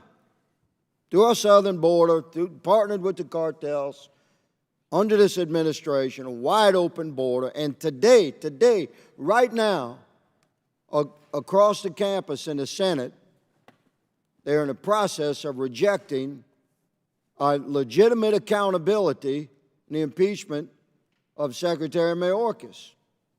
And they're going to make noise about sending money to Ukraine. How about let's take care of America? How about let's hold let's hold this administration accountable for the disintegration of our southern border. Colonel Newsham, would you consider the production of chemicals that produce fentanyl by the CCP to be a form of warfare? Oh, it's definitely an act of war, sir. They know exactly what's going on. They're allowing it to happen. We have casualties in that war, do we not, sir? A couple 100,000 Americans dead because of that war.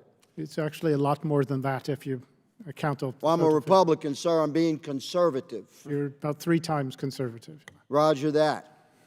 And the CCP continues to take advantage of the policies of this administration and Secretary Mayorkas, who we're attempting to hold accountable. And who's stopping us from holding that man accountable? He's been impeached by the People's House. Why will he potentially and probably not be removed from office? Who's stopping that? Democrats. What are they making noise about today? Sending money to Ukraine. Instead of dealing with the Chinese threat, where you have 200,000 Americans dead. Pay attention, America. This is your house. And this is a very real threat that we face right now. We're dealing with political crap instead of forcing accountability. The CCP is partnered with the cartels, Colonel Newsham. That's my perspective. Am I correct there? Yes, sir. The continued production of fentanyl and its import into the cartel pipelines as it heads to the southern border of our country, does it not send a clear message to the Chinese, the policies of this country, this executive branch, that are allowing millions and millions, 12 million illegals now in 3 years, untold thousands and thousands, hundreds of thousands of pounds likely of fentanyl into our country? Does it not embolden the Chinese to continue that policy? Yes, sir, it does. And I would note from a military perspective, if you're guarding your front and you're not paying attention to the rear, and the enemy's pouring in, well, you're going to lose. Thank you to all the panelists for being here today. Thank you, Mr. Chairman, for convening this hearing. I yield. Gentleman yields back. Chair now recognizes Ms. Brown from Ohio. Thank you, Mr. Chairman. As a member of the Select Committee on Strategic Competition with the Chinese Communist Party, I know all too well the threats we face from the CCP, disinformation, election interference, and efforts to destabilize democracy around the world. We also know that the CCP is not acting alone. President Xi is united with our most significant adversaries, North Korea, Iran, and yes, Vladimir Putin's Russia. These nations are attacking not only us, but threatening our democratic allies as well, like Israel, Ukraine, and Taiwan. The propaganda campaign waged by the CCP against Taiwan and other CCP targets like Tibet and the Uyghurs directly mirrors what Iran is spreading about Israel and Russia about Ukraine. In fact, we have Republican members of this body repeating Russian disinformation, or as I like to call it, lies, as it relates to Ukrainian President Zelensky. But don't take my word for it. Republican leaders of the Intelligence Committee and the Foreign Affairs Committee both said it themselves. Although we know the 2020 election was the safest and most secure election in the history of this country, the completely false narrative is that it was stolen or somehow rigged against a certain candidate continues to this day. I remain concerned about foreign disinformation interference in our upcoming electoral process. Russia and China are seeking to capitalize on the big lie, creating even more chaos, confusion, and distrust before November. That is why I have already sent a letter to the Department of Homeland Security, the Department of Justice, and the Election Assistance Commission to report on foreign efforts to misuse our adversaries' latest tool, artificial intelligence, in our election. And I am working on legislation to prevent AI misuse as a way to intimidate voters. So, Dr. Snyder, can you explain how Russia and the CCP are capitalizing on each other's propagandist efforts to spread disinformation in this year's election, and what Congress can do to combat these efforts? First of all, I want to thank you, Representative, for using the word lie, which is very important. If we thought about the mandate of these hearings in a positive way, we would be thinking about what one would do starting from the United States to ensure that Americans are and can be well-informed. Responding negatively, no matter how well, to Russia or China will never be enough. There will always have to be a positive response to ensure that there is investigative journalism and information available to Americans.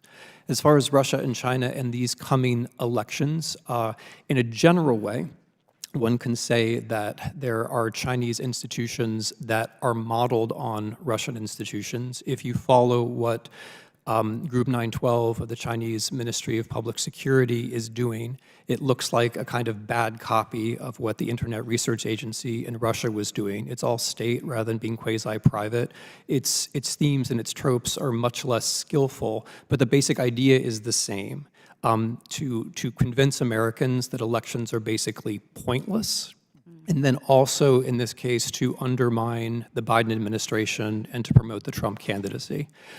That's what its actors are doing at the moment. So there's that relationship. The overall aim, of course, is to get us into a situation where we don't believe in ourselves and we don't believe in our system. And I believe colleagues would agree that that negation is the basic aim in an electoral year or any other time. Thank you. And Dr. Snyder, how has the twice impeached, 4 times indicted ex-president played into Russian and CCP disinformation over the course of this election cycle so far? And as an expert in this field, does this concern you? I'm very concerned by the way, and again, this goes to the point about safe spaces. It's precisely the things that make you uncomfortable or irritated or generate some kind of negative reaction that you have to be alert to when you're discussing political warfare. If it makes you uncomfortable, if it gets into your safe space, that means the political warfare is probably working. I say that to preface the point that January 6th is incredibly important in Russian messaging. It demonstrates, from the Russian point of view, how unstable democracies are. And that message has also been picked up by China in its internet messaging in the years 2023 and 2024. Thank you. It is clear we cannot abandon our allies in the face of a large-scale, global, and coordinated effort to influence our democratic electoral process. Every member of this body is the product of democracy at work. We must send a strong message to our adversaries. We are united in ensuring every step of the democratic process, from registering to vote to casting your ballot on election day, is protected. And with that, Mr. Chairman, I yield back. Chair now recognizes Ms. Mace from South Carolina. Thank you, Mr. Chairman. On this hearing about communist China and the threats to our nation, as you know, Mr. Chairman, I think almost all Republicans in the House of Representatives are actually banned from Russia. I've heard a lot of Russian disinformation, misinformation today, and I would argue that democracy is not throwing your #1 political opponent off the ballot in states so that you can threaten democracy.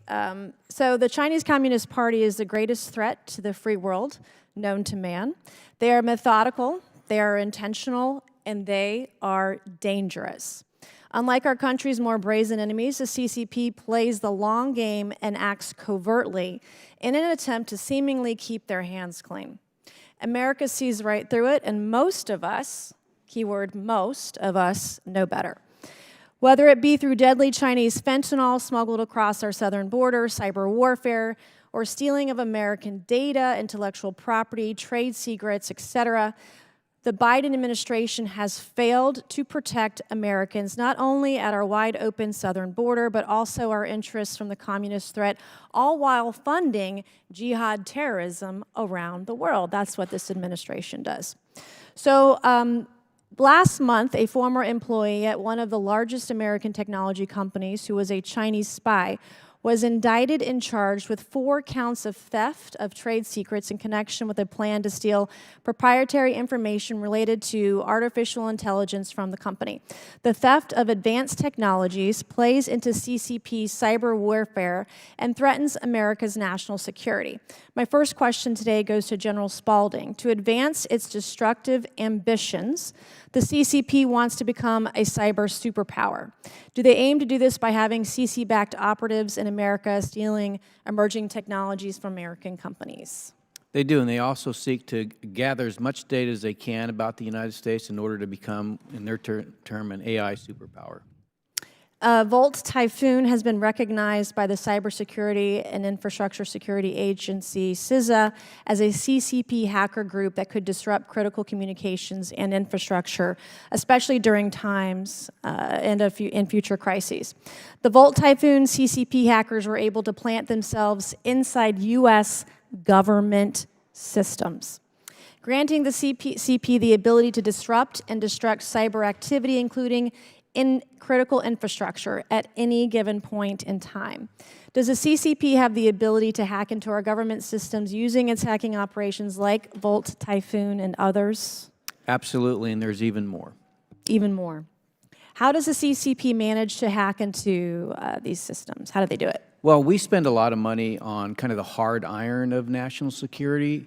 They spend a lot of money on infiltration, political influence, and in particular having, millions of hackers that are, focused on these types of disruptive activities. And they're doing it all day, every day, aren't they? Every day.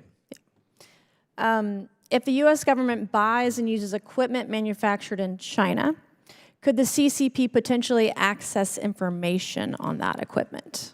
Absolutely, and that's one of the reasons why we push to get Huawei out of telecommunications networks around the free world. What is the most vulnerable equipment that the government could purchase? Well, obviously routers, but for our electric grid, those large power transformers that, for the most part, come from China are one of the biggest ones because they take years to build. Okay. And then what are the dangers of CCP cyber warfare for just everyday Americans and then also critical infrastructure? It's really about taking your data that you that comes from you being on these platforms, whether it be TikTok or Facebook or any of the others, and then learning how to influence you to, not be a fan of our republic and to embrace a more authoritarian system. That's essentially what they're trying to do, and they've been very successful at it. The CCP is trying to do that, but also, there are American companies, there are social media companies, there are apps that are essentially doing the same thing. Would you agree with that? I would agree with that, and I think that's part of the process. For some reason, we find ourselves in a global system, a global narrative system that is essentially aligned across the board between the free world and the authoritarian systems, which is something that has precipitated because of the rise of the internet and its influence on our lives. And we've seen the Biden administration try to influence social media companies, including, weaponizing the FBI in that effort. So thank you, Mr. Chairman, and I yield back. Chair now recognizes Ms. Stansberry from New Mexico. Thank you, Mr. Chairman, and gentlemen, welcome. And for those of you that have served this great nation, thank you for your service. I very much appreciate it. And I'm especially grateful to have the opportunity today to talk about threats to our democracy, especially from China and our foreign adversaries, because these threats to our democracy and global and domestic security are very real. And America needs to wake up. Because if we do not take action in this chamber, the threats to global and domestic security will have significant and devastating impacts for the United States. And the single largest threat at this very moment right now is members across the aisle this week who are holding up a foreign aid package to Ukraine and Taiwan. Because let me be clear. If we don't support our allies in Europe and then the Pacific, we could be on the verge of a major war in which American service members would be deployed. So we have to get this foreign aid package. Now, I want to be clear about the threats of the Chinese government as it's currently configured.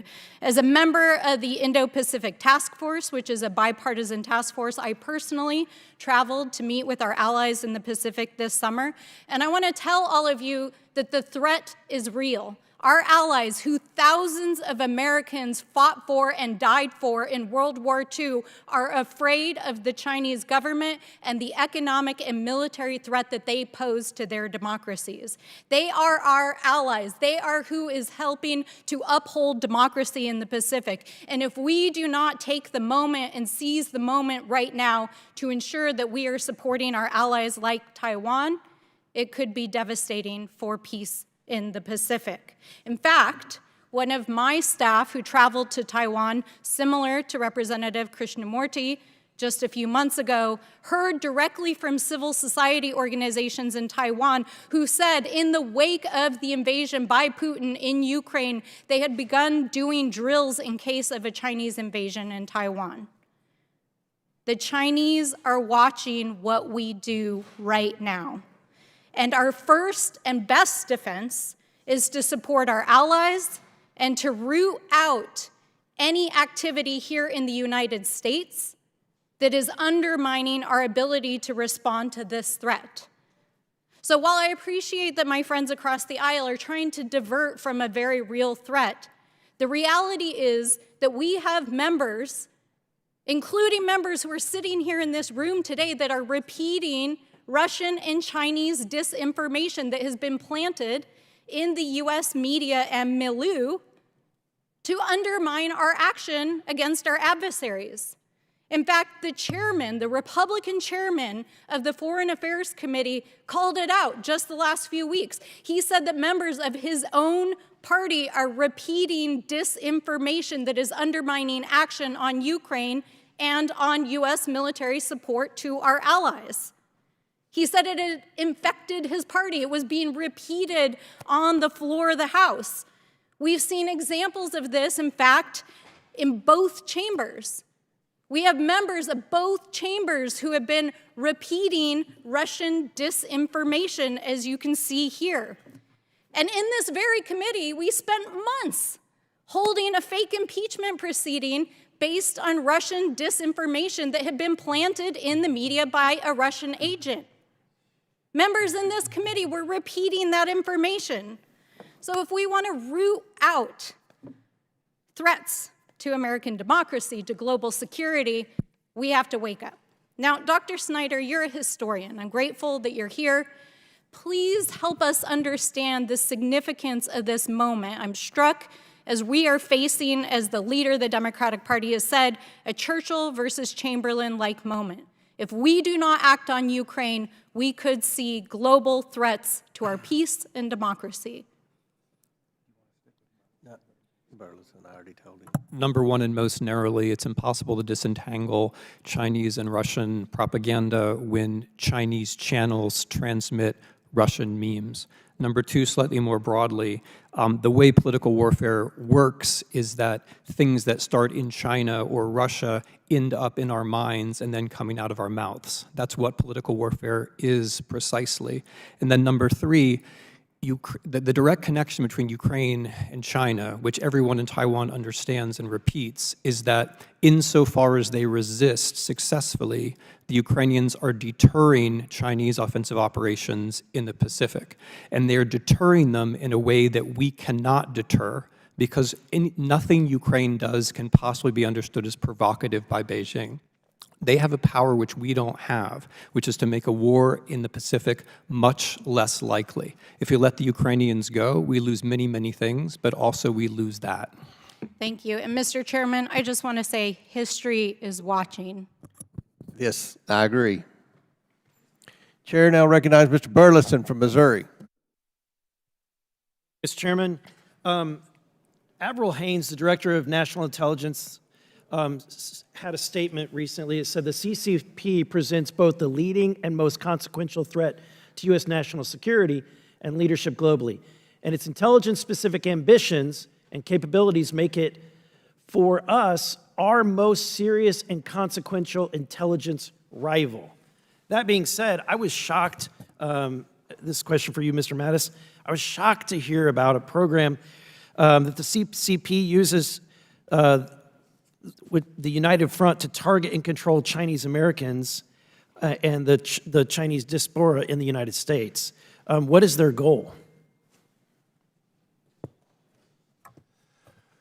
The goal in representing those, or having control over those kinds of community organizations, in part has to do with using their voices, hijacking their voices, if you will, to represent them to their congressional members and to their political leaders, right? Because you can't possibly meet with every single constituent and solicit their opinion and have it engage in a conversation. You have to deal with groups of all kinds, right? Whether they are through unions, through voluntary associations. And therefore, you can have an organization of entirely patriotic Americans with one bad apple in a leadership position who, by virtue of that position, can now is the voice for that group. And the other thing is that when those groups meet with politicians, and that image is often transmitted back into the PRC, Chinese people recognize what those groups are. And that's a message from the CCP to the Chinese people that not only are we in control here, but we control you there. And you will not get rescue from them. And that being said, since 2014, the CCP has overseen an extra-legal operation for repatriation called Operation Fox Hunt. They use Operation Fox Hunt to harass and stalk Chinese Americans and the Chinese diaspora. Could you describe this campaign, and would you consider it political warfare? I'm not sure if I would consider it political warfare, but I would consider it a violation of U.S. sovereignty by a foreign power, right? They're conducting operations on our soil that are affecting American citizens. They are deliberately avoiding any judicial channels for dealing with a law enforcement matter. And they say that it is under the guise of anti-corruption, and indeed some of it may be a corrupt official, but as we've seen from Xi Jinping's campaign internally, some of the people that are targeted are very clearly targeted for their political reasons, and corruption is simply an excuse. Yeah, so what are the methods or tactics that they're using? I know I've heard that they have organized policing groups that are located in the United States. Yes, and those groups have been used to hire sort of private investigators to sort of pursue and look. In some cases where there are direct confrontations with the victim to be repatriated back to the PRC, they are showing, say, pictures of family members or calling family members in Beijing or in the PRC to demonstrate that, look, if you're not on a plane back, then this will be the last. So they're threatening the family members that are still in China, yes, and saying if you don't repatriate back or, come to heel. If you're not back in the PRC in X amount of time, then this will be the end for it. Just this year, one of the Operation Fox Hunt's top official met with the Deputy Secretary Advisor John Feiner and Secretary of State Anthony Blinken. Could you explain how this might represent elite capture? Look, I don't think that something like that kind of meeting would represent elite capture. If you were trying to get particular messages into the system, if you were trying to tell the PRC what is acceptable or not, you're going to have to deal with those security authorities, and you're going to have to press the message there. But you think that there is a risk for U.S. officials who are meeting with CCP officials that are in charge of these repatriation efforts? Obviously, they're seeking out these meetings. Again, if you were trying to have any impact on the Ministry of Public Security or the Ministry of State Security, you cannot meet with the Ministry of Foreign Affairs. So you will have to meet with them. That's simply the nature of dealing with those governments. Thank you. Thank you, Mr. Chairman. Chair now recognizes Mr. Raskin. Thank you, Mr. Chairman.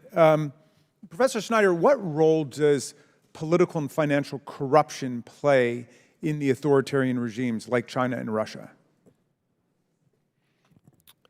It always plays a very fundamental role, as we discussed before, in recruitment, but it also plays an ideological role.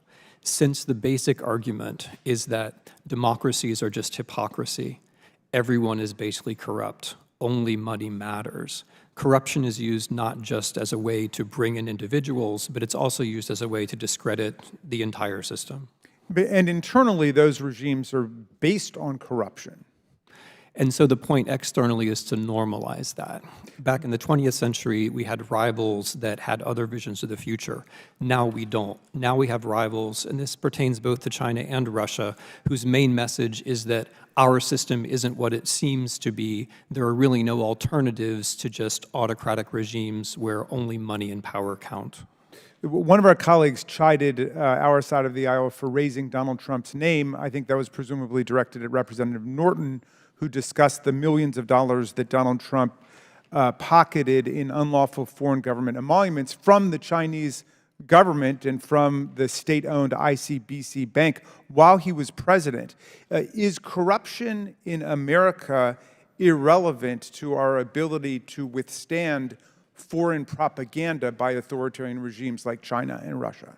Of course it's not irrelevant, it's very relevant. The way that any kind of political warfare proceeds is by these sorts of connections. A message becomes more plausible because a person is a bit more corrupt. A person is a bit more corrupt, a message becomes a bit more plausible. Anyone who is serious about political warfare would be very attentive to these underlying financial issues, of course. One of our colleagues mentioned an effort that is underway to stop U.S. government agencies from blowing the whistle on Chinese and Russian propaganda on social media. There are some people who say that it violates the First Amendment if our agencies say there's Chinese propaganda on your website, there's Russian propaganda on your website. What do you think about that? Do you think that in a free society, the government should be able at least to alert the social media or private internet service providers about the existence of foreign government propaganda on their vehicles? Colleagues in different ways have already raised the point that that TikTok is not the only problem. The problem is the way that social media is designed as such. Democracies tend to work better when institutions are set up in such a way that factuality has an advantage over propaganda. Unfortunately, social media is set up in a different way. It gives an advantage, a financial advantage for advertisers to attention-seeking and therefore to shocking propaganda. We know that this can be mediated because when attempts have been made, either by corporations themselves in cooperation or by the government, we have been able to dramatically reduce hostile state-sponsored propaganda. What we face now in 2024 is a major corporation, Twitter, which has chosen not to police itself even as much as the other platforms do. And therefore, we face a situation in which states are taking advantage of this sort of chaos. Hostile actors take advantage of this chaos to change the information environment. This is par excellence an example of psychological warfare, and it would be foolish if the United States government did not allow itself to draw attention to it. I wonder if you can help us figure out where we've come as a committee, Professor Snyder. About a year ago, our GOP colleagues began heralding an FBI form, FD 1023, that recorded allegations that President Biden acted corruptly in Ukraine and tried to promote these as credible allegations.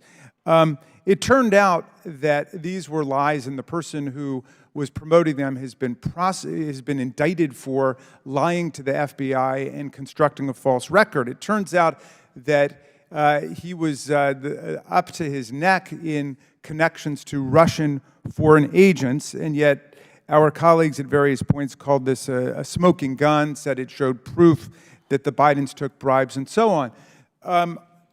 Chairman Jason Smith, for example, said this was a smoking gun, and it was the definitive proof that the Bidens took bribes. It's obviously been dropped, and yet this was the genesis of our investigation. How do we understand? That's just simply not true, but go ahead. I'll yield to the chairman if you want to take some more time. No. Well, you can use your time. Are you saying the bank statements are Russian disinformation, that the Bidens took $9,000 from China? I agree you've been talking about bank statements for more than a year, but they don't show anything other than there was no crime. So it's okay for, as Tony Bobulinski said, for China to bribe Joe Biden's family with $9 million. But that's the lie that's been discredited. I mean, where is your impeachment investigation? If Joe Biden took a $9 million bribe from China, why aren't you impeaching him for that? Well, who says we're not? Well, I can invite Mr. Moskowitz to come back in. Do you want to move for impeachment today? Because I thought that was your main agenda item. You said it was the paramount priority of the committee. No, this is a hearing on China, and you all have an obsession with Russia and Trump. It's disturbing. We can talk You about need China therapy. and Trump or Russia You all and need, Trump. He's got need therapy, Mr. Raskin. No. You need therapy. You're the one who's involved with the deranged politician, not me, okay? I've divorced myself from Donald Trump a long time ago. You're the one who needs to disentangle from that situation. And I will tell you this. If you believe that it would have been illegal for Joe Biden to take $5 million from Ukraine, it certainly would have been. What do you think about Donald Trump taking more than $5 million from the Chinese government while he was president? Well, we know that Donald Trump had a legitimate business that he talked about and he campaigned on. The legitimate business was the White House. What business? He sold the White House. Oh, give me a break. He was What business was what business were the Bidens in? Well, what business did Joe Biden's family own? What business were they in? Did they have hotels? Did they have a social media company? Did they have golf courses? Did they have casinos? Did they have office buildings? Mr. Chairman. What business? Did they have an energy Mr. company? Chairman, we have spent tens of millions of dollars pursuing Joe Biden, and you have not identified a single crime. You are Really? lying. That Really? is a lie. We have not spent $10 million. Hey, how much have you spent? We haven't spent hardly anything. Oh, it's been for free. Okay. All right. Well, in any event, you know what? Then we get what we paid for it because you got nothing. You got nothing on Joe Biden. No. Answer You've this not question. named a Answer single this crime. question. No, what did the Bidens do? What business were they in? Why did they get can I answer that? millions and millions of dollars? Well, no, I would like Can to I ask you answer a what question. you because- You start. What Okay, did the Bidens do? I don't know What who you're business talking were they about. in? Well, what business is the Comers in? You're talking about lots of people. There's lots of people in the I'm family. a farmer. Your I have impeachment- land. I Your lease land. impeachment I sell honey. investigation must identify What a did the high crime Bidens and do? misdemeanor. What did they do? I'll for tell the you what Joe millions of Biden dollars? did. He was a senator of the United States. Then he wrote a book, and he said he made the most money he ever made in his life, millions of dollars on his book, and he gave $1 million That's away what to his charity. family did. That's why Ukraine, Kazakhstan, Romania, China, Russia, that's why they paid the Biden family money because of Joe Biden. None of those governments paid anyone any money. Somebody needs therapy here, but it's nobody on our side of the aisle, okay? All right, Because enough. no, Back to the honestly, China hearing. Back to the China you hearing. had your chance. Order. I would order. like my time restored. Well, no, your time was I would like expired. you- I've no, given you three interrupted extra me. minutes. I want my No, time you had restored. your time. You went above, and I let Miss Thornton go a minute. You know what? Here, sit down, everybody. Come back. This is about China. We asked a simple question. No, Miss Presley, you're out of order. Sit down. Mr. Chairman, You're out of order. Mr. Chairman, No. Mr. Chairman, Mr. Chairman, Mr. can I make a motion that we take a break for 5 minutes? We're going to keep going. We'll let the record show that Mr. Raskins could not answer the question. First of all, did the Bidens do to receive the money? Let me start with this. My last name is Raskin, okay? We've sat next to each other for more than a year. You don't have to add the S. Number two, I would like my time restored. And number three, No, you have not your time. You're identified out a of single order. crime. No. Well, what is the crime that you want to impeach Joe Biden for and keep this nonsense going? Well, Why? What is the crime? Tell America right now. You Well, can have the rest of you're my about time. to find out. What very is the soon. crime? You're about to find out Name very it. soon. Chair We now inhabit recognizes a Mr. propaganda Biggs from experiment. Arizona. Thank you, Mr. Chairman. Thank you, Mr. Chairman. Colonel Newsham, Yokoso. Yeah. We could talk in Japanese for a few minutes, but that might take us further anyway. But glad to have you here. Welcome everyone here. I'll begin. I'm going to focus on China. Let's start, Mr. Mattis. Your question for you first is: has Chinese propaganda penetrated into the United States of America? I think you can safely say that it has, but I think the point of my testimony was to point out that this is more than just narratives, that we should be concerned with the actions that result. Right, I'm going to get into that, but I'm talking about just initially about propaganda. That's penetrated as well, right? I mean, the messages certainly reach. So, yes. Okay. And then I'll go to Colonel Newsham. my questions for you is you mentioned in your written testimony hacking of U.S. military technology. Have we covered that today? Not yet, sir, but couple examples I used were the hacking of basically the plans for the C-17 transport, the F-35 fighter, and the Chinese have built a couple things that look an awful lot like those. And do we have evidence that how they were able to hack that technology, to acquire that technology? I believe there's a pretty good understanding of that. It was partly human access that allowed them to get the computer access, but also they have computer hackers on a scale you can hardly imagine. They've got plenty of resources to devote to it. And then this will be for you, Colonel Newsham, and Mr. Mattis, maybe this is what you wanted to get at too.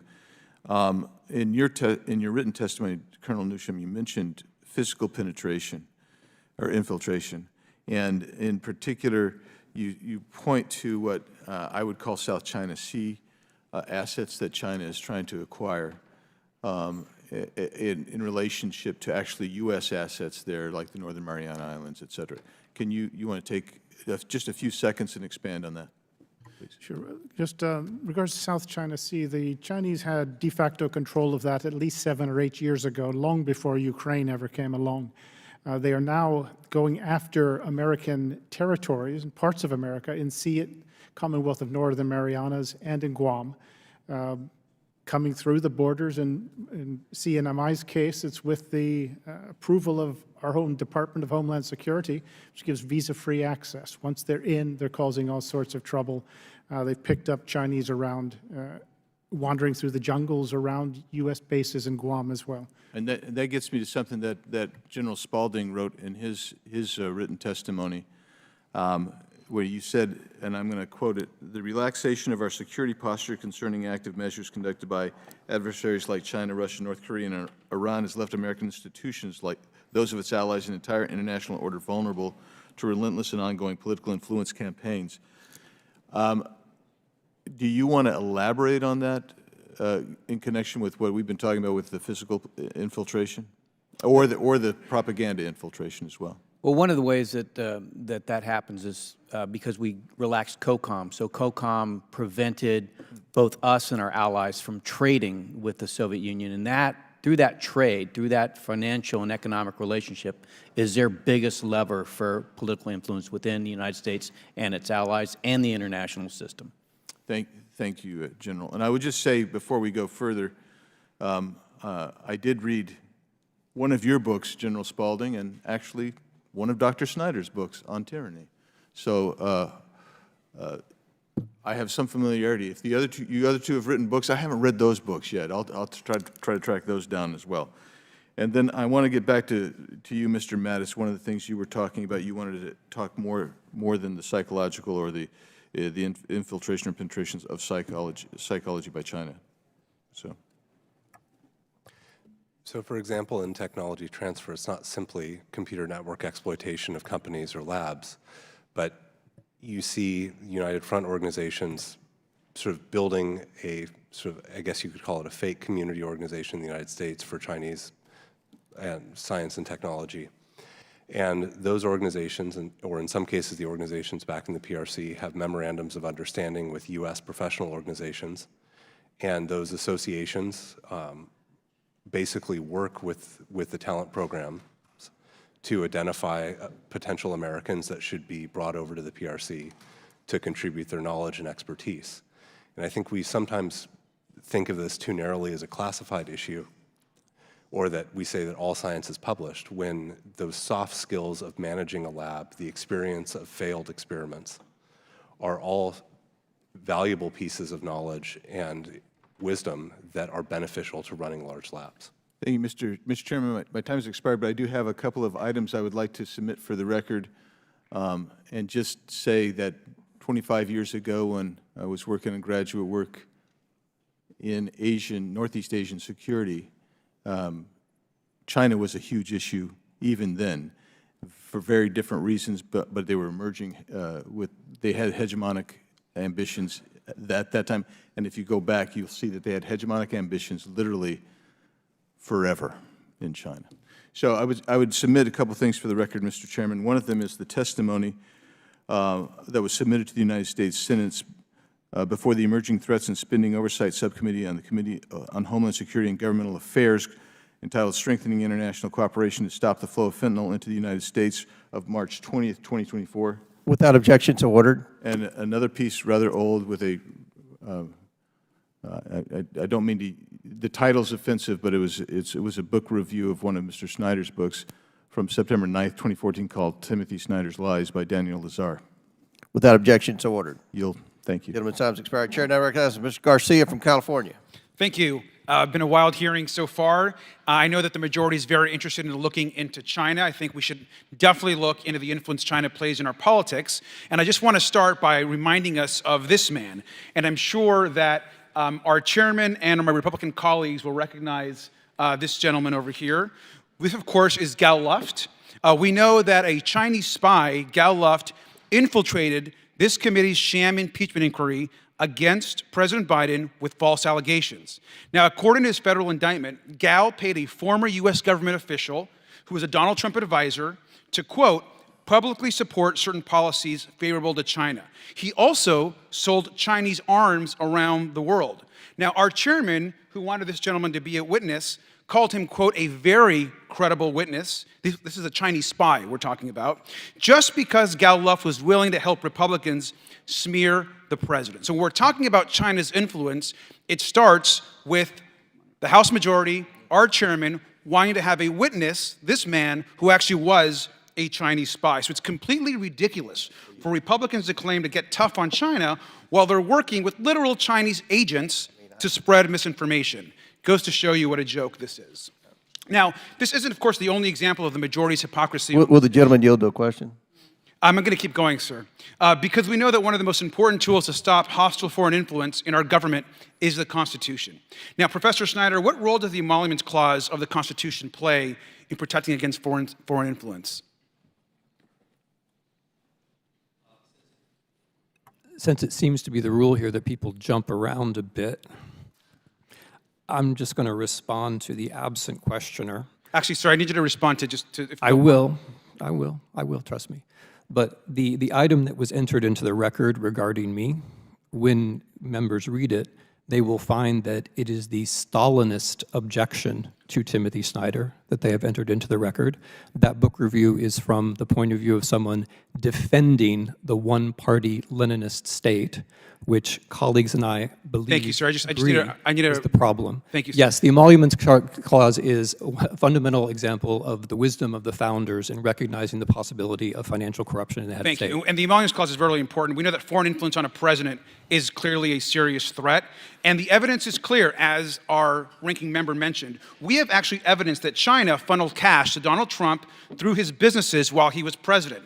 That is illegal, and it threatens national security. The Trump International Hotel, more stays at the hotel in Vegas, Trump Tower, over $5.5 million. The People's Republic of China, including state-owned enterprises, made unconstitutional payments in excess of 5.5 to the Trump Organization. And those millions into Donald Trump's pockets are just a small sample of the total payments we received. And as a reminder, our chairman actually cut off the investigation into Trump's business activities. So we only have documentation for about 2 years. Now, just months ago, the Republicans blocked my motion to subpoena Donald Trump's accountants for their records on this cover-up, which is an absolute crime. Now, in 2016, Trump said, "I love China. The biggest bank in the world is from China." The Department of Justice found that that same bank was being used as a front to funnel money into North Korea. I also want to talk about, it's not just about China, of course. We can document illegal money going into Trump's businesses while he was president from multiple companies, from multiple countries and companies. We know from China, 5.5 million, Saudi Arabia, Qatar, Kuwait, from all of these countries, there was illegal foreign payments made violating the Emoluments Clause.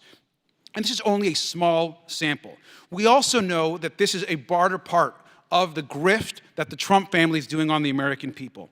We know that Donald Trump, for example, gave his son-in-law Jared Kushner a job at the White House. We know that his son put together a $110 billion arms deal.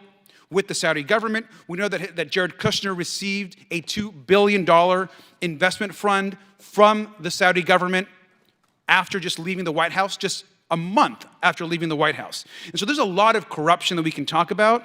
And even though Chairman Comer wants to invite spies that are working with China, doesn't want to investigate the payments that Trump was receiving from foreign governments, these are things that must be talked about and investigated. Professor Snyder, is it acceptable for a former U.S. official to get $2 billion from a foreign government for an investment fund right after leaving office? That is totally unacceptable. Thank you. And that's exactly what the Trump family is doing, continues to do, and to continue to put this huge grift on the American people. Mr. Comer, would you like to ask me a question? Yeah. Are you aware that Gal Luft was charged by the Department of Justice for violating the Foreign Agents Registration Act because of the money he took from CEFC, which is the exact same company that paid the Bidens millions of dollars, the same company that Tony Bobulinski testified that Joe Biden was the big guy in a deal with? Mr. Chairman Comer, are you aware that you called him a very credible witness, yet he's a Chinese spy? Well, then is Hunter Biden and Joe, are they Chinese sir, spies?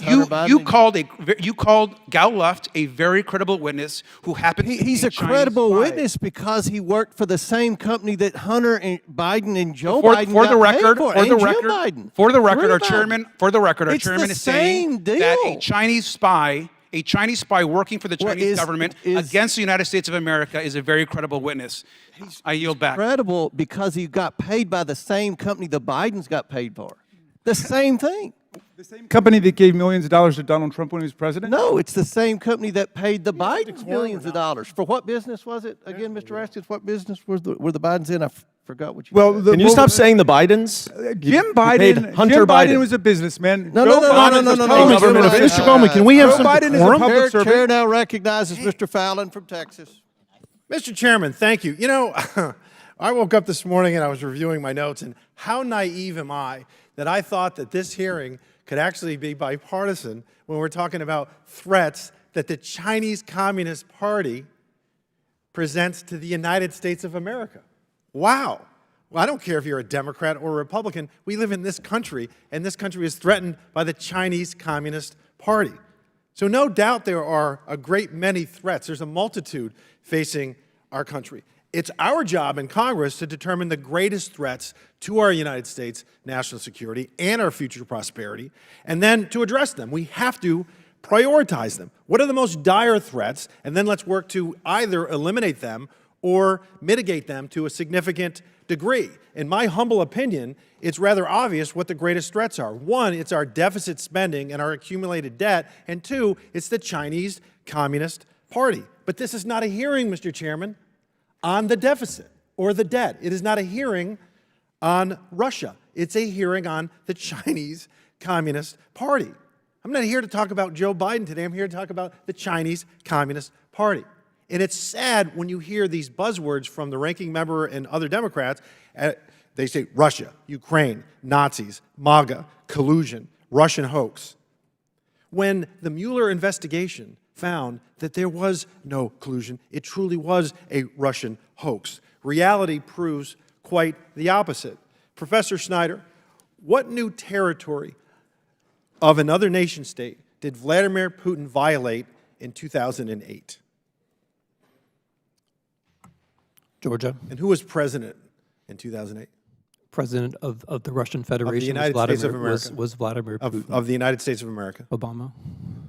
In 2014, what new territory of another nation state did Vladimir Putin violate? Ukraine. Ukraine. Crimea and eastern Ukraine, correct? That is correct. And who was the president then? Obama. Okay. In 2022, what new territory of another nation state did Vladimir Putin violate? Ukraine. Full-scale invasion trying to grab Kyiv, correct? Correct. And who was president then? Biden. Joe Biden. From January of 2017 to January of 2021, what new territory of another nation state did Vladimir Putin violate? There were no military invasions. There were no new territories violated by Vladimir Putin. You are although, correct. Yes, although And who was president then? Of the Russian Federation? United States of America from January 2017 to January 2021. You're repeating the question. It was Joe Biden. No, from 2017 to 2021, who was the President of the United States? Oh, sorry, Donald Trump. Donald J. Trump. That's right. So, reality shows us that there was only one U.S. president in the last 3, or 4 rather, that could either control or contain Vladimir Putin, and that was Donald J. Trump. So that could be possibly an inconvenient truth to our friends across the aisle, but nonetheless, it is the truth. General Spalding, who has a greater GDP, China or Russia? China. China. In fact, it's about almost 10 times as much. And Colonel Newsham, who has a greater population, China or Russia? China. China, by about 10 times. So who's the greater threat? It's rather obvious it's China, whereas President Trump would say China. General Spalding, has the United States intelligence community accurately identified the threat that the CCP presents? No, and I believe that's a direct result of the influence within Washington, D.C., particularly on think tanks. In what ways has the intelligence community failed to address the CCP threat? When I started working with the Defense Intelligence Agency, they were primarily focused on the military threat coming from China. They weren't focused on the economic threat, the financial threat, the academic threat, the political threat that we're talking about here. So, for instance, in just a few years ago, before Joe Biden took office, there were about less than 500 Chinese nationals that were apprehended on the southern border. And then the last year we have data for, last fiscal year, it was nearing 50,000. You find that alarming? Terrifying. Do you think every one of those folks is just looking for a better life, or are there some sleeper agents looking to do us harm if we ever got into a hot war with China? I think both of those situations exist, but I also think that the Chinese Communist Party is opportunistic, and it has conditioned the Chinese citizens to believe that they must do what the Chinese Communist Party asks. So every Chinese citizen that comes into the country, by law, is a Chinese agent of the Chinese Communist Party. And even if 99% of them are just looking for a better life, it's terrifying to know that there are 500 new potential threats in this country in an open society. Well, Li Yuan, who's a journalist for the New York Times, talks about the deprogramming she herself had to go through when she came to the United States and started recognizing the signs of having been programmed. And I think if you're going to have those types of people come into the country, then they have to go through some similar deprogramming process, because if you live in China, like I have, you see that the entire population has been programmed through propaganda over the last decade, certainly since Tiananmen Square. Mr. Chairman, thank you. I yield back. Gentleman yields back. Chair now recognizes Ms. Lee from Pennsylvania. Thank you, Mr. Chair.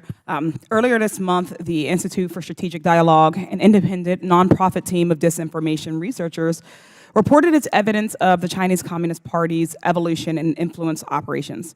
Their research showed how the CCP has begun using Russia and Putin's propaganda playbook. Here is a perfect example. RT, a Russian propaganda outlet, puts out a lie. That lie is picked up and amplified by a CCP disinformation operation posing as a Trump supporter. And then Alex Jones, a star of MAGA World, echoed and amplified the line to his millions of followers. Professor Snyder, are you aware of the CCP adopting Russia's propaganda playbook and even working hand in hand with Russia to push out disinformation? Yes, very much so at many levels. Thank you. Understanding the threats posed by the CCP requires understanding the context. And where disinformation is concerned, that means examining Russia's playbook. Professor Snyder, in an interview with PBS Frontline program in September of 2022, you said, and I quote, "So what the Russians became very effective at doing by way of their international propaganda, then later by interfering in elections, is messing things up, taking the worst of other societies and bringing the worst tendencies to the fore, finding, by digital means and otherwise, our weaknesses and making those weaknesses greater and greater." Professor Snyder, have you observed Russia using this playbook against the United States? That is the Russian playbook, and interestingly, I believe it's also a scholarly consensus that Chinese information operations are moving in that direction. There's a good empirical evidence since 2023 that precisely what China is trying to do on social media is what Russia did in previous elections, namely disrupt and favor the candidate they regard as most disruptive. Thank you for sharing that. There have been numerous official warnings, not only that Russia has worked to interfere in U.S. elections, but that it did so specifically to boost Donald Trump's candidacy. The Mueller report warned that Russia interfered in the 2016 presidential election and did so to support Donald Trump's candidacy. On March 10, 2021, the National Intelligence Council issued a declassified intelligence assessment regarding Russia's efforts to interfere in the 2020 U.S. presidential election, which said, and I quote, "We assess that Russian President Putin authorized and a range of Russian government organizations conducted influence operations aimed at denigrating President Biden's candidacy and the Democratic Party, supporting former President Trump, undermining public confidence in the electoral process, and exacerbating sociopolitical divisions in the U.S." Professor Snyder, why has Vladimir Putin sought to boost Donald Trump's candidacy? And to be clear, have Vladimir Putin's reasons for boosting Trump's candidacy changed over the years? This is why it's so important that this discussion is framed in terms of political warfare, because political warfare by definition involves someone else trying to get you to do something that you probably ought not to do. It's not personal, and no one should take it personally. It's the judgment of the Russian state that Donald Trump is the more disruptive candidate and the one most likely to make the United States more like Russia and more accommodating to Russia. Mm-hmm. Professor Snyder, do you believe Russia is seeking to interfere in the upcoming elections in 2024? Of course. Finally, Professor Snyder, you recently wrote, and I quote, "Trump presents himself as an admirer of Putin and had been his client in one form or another for a decade. He has succeeded in conditioning the media by teaching his followers to shout, 'Russia hoax,' whenever the subject comes up. But all the same, Russia has backed him in every campaign and is backing him in this one. Professor Snyder, what are the consequences for our democracy if Donald Trump and his allies in Congress continue to shout Russia hoax, even as they echo and amplify Russian propaganda and disinformation?" If we have a hearing on political warfare, then we must be concerned with political warfare, which includes Chinese operations, Russian operations, and operations where the two come together. What's interesting about 2024 is that China is using memes that it gets from Russia and methods which are very similar to Russian. The thing that one has to worry about is the trend is the American part, right? It's not political warfare unless there's an American part in it. Unless our minds and our mouths move, it's not political warfare. And so if our minds and our mouths are replicating things that come from China or from Russia, then we are probably doing things which are not in our interest. To repeat, that is the essence of political warfare, which is meant to be our subject today. Thank you. While the Stop the Steal MAGA party claimed to love America and democracy so much, they've shown they're willing to undermine it every step of the way, even by courting our adversaries to ensure their permanent rule. I yield back. Chair now recognizes Mr. Timmons from South Carolina. Thank you, Mr. Chairman. General Spalding, I'm going to be directing all my questions at you. You're very familiar with Huawei and their attempt to use 5G technology to essentially infiltrate the technology infrastructure of developing countries and developed countries alike. And in the really 2018, 2019, as this was really becoming more of an issue, the FBI was very reluctantly transparent to show the world that Huawei is not secure. They're basically creating a backdoor. Their servers are compromised, and the Chinese Communist Party has access to all of the data, thereby compromising the privacy and cybersecurity of any country that has Huawei 5G. And I actually sponsored a bill last Congress, H.R. 4493, the Promoting Secure 5G Act of 2021. And what that bill does is it tells countries that if they want to borrow money from international monetary institutions, they're going to have secure 5G. It essentially cuts off funding for them to implement unsecure 5G. And so the Chinese, in response to this, in response to the FBI essentially outing them to the world that Huawei is insecure and that they're using their servers and there's no data security and no data privacy, changed course. So that they literally had to completely change course. They had to get third-party groups to come in and to try to vouch for them and allege that they are actually secure. And so, again, as we talk about how we're going to hold China accountable, I think Huawei is a perfect example because they were engaging in the global economy in bad faith. They were doing things that they weren't supposed to do. And the United States can say all we want, but we're only a small portion of the global economy. So when we tell our allies that this is a problem and why, and then our allies reverse course. India, Israel, a bunch of European countries have essentially banned Huawei because it's not secure. Are you familiar with all of this? Very familiar. And do you agree that by leading a coalition of partners to hold the Chinese accountable, it is a model that we are able to use to change their behavior? Because again, look, China has an enormous population. They have enormous natural resources. They're going to be a juggernaut in the global economy, but they can't cheat. We have to hold them accountable. They cannot cheat. So I just think that Huawei is a perfect example of how we can lead the global community. We can lead a coalition of international partners to change their behavior. Is that, are you following me? Absolutely, and totally agree. So I was very pleased. The Promoting Secure 5G Act that I proposed in 2021 was included in the 2022 National Defense Authorization Act and was signed into law December 27th of 2021. So, I mean, I'm doing my part to hold Huawei accountable in the global economy, but we need to replicate this exact game plan across the board. And, we're talking about TikTok is a great example of, again, if they relocate their servers to ensure privacy and have the rule of law where the Chinese Communist Party is not going to be able to compromise the privacy and data security of millions and millions of Americans' personal data. I mean, that's what we're looking for. We're looking for equity and we're looking for parity in the global economy. It's not just 5G. It's not just TikTok. I mean, the theft of intellectual property and the subsidization of businesses that are competing in the global economy, we have to reform their behavior. And I really think people don't understand that our system of government is designed to create a free market where the government doesn't put its thumb on the scales. And businesses compete, and if they have good products and services, they succeed. But in China, it is literally a part of their culture that the government is responsible for giving pseudo-private businesses an advantage. They give them advantages in permitting, they give them advantages in cheap energy costs, they give them advantages in reduced labor standards, whatever it is. Do you agree with all that? I do agree with that. One point I would make, it's not just good enough to cut them off from the global economy. We must develop our own stuff. We must invest in ourselves, and I think that's an important aspect of it.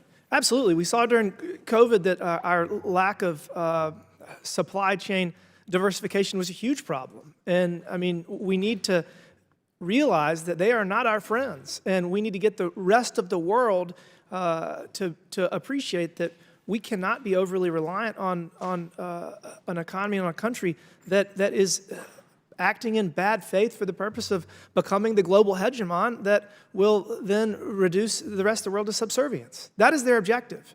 And we have to push back on that because it's not a matter of if, but when, if we do not change course. And with that, Mr. Chairman, I yield back. Thank you. Very good. Chair now recognizes Mr. Goldman. Thank you, Mr. Chairman. I'm going to take a minute just to answer the question you keep asking, which is, what is the business of the Bidens? Not surprisingly, you consistently and continually refer to the Bidens, the Biden family, and you never refer to the individual names. So let me just help you out with telling you what the professions are of the Bidens. Hunter Biden was a corporate governance lawyer appointed by George Bush to the Amtrak board and then served on a number of corporate boards and investment firms. Jim Biden, you can put that down for a second. Jim Biden is a businessman. Joe Biden is the President of the United States and has been a public servant and elected official for the better part of 50 years.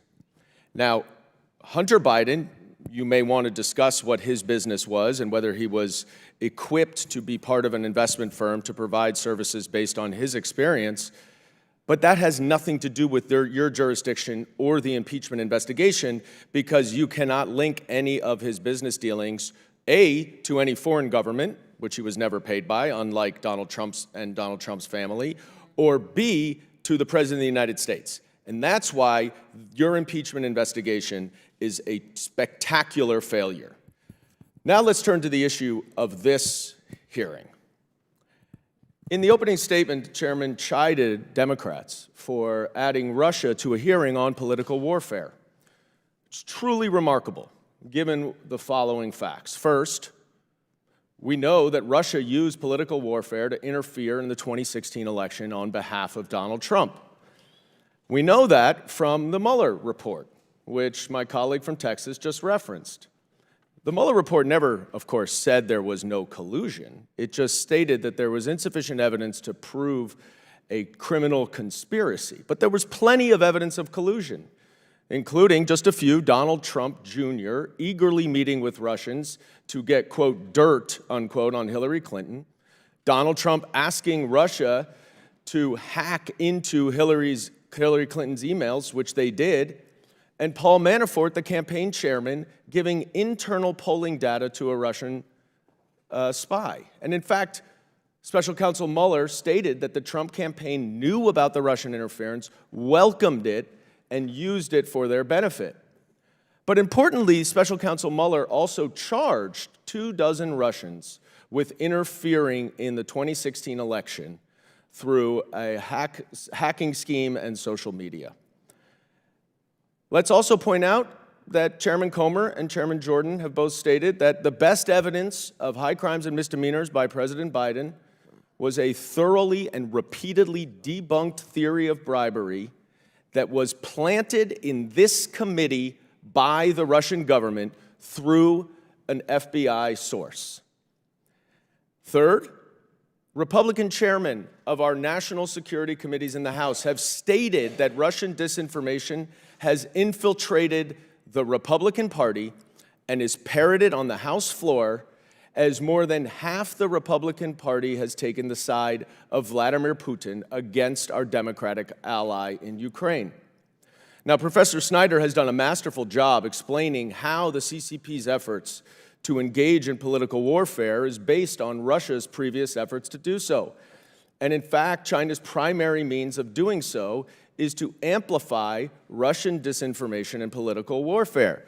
And here we have two spies, one alleged Russian spy, one Chinese spy on the top, Gal Luft, and one alleged Russian spy on the bottom, Alexander Smirnov.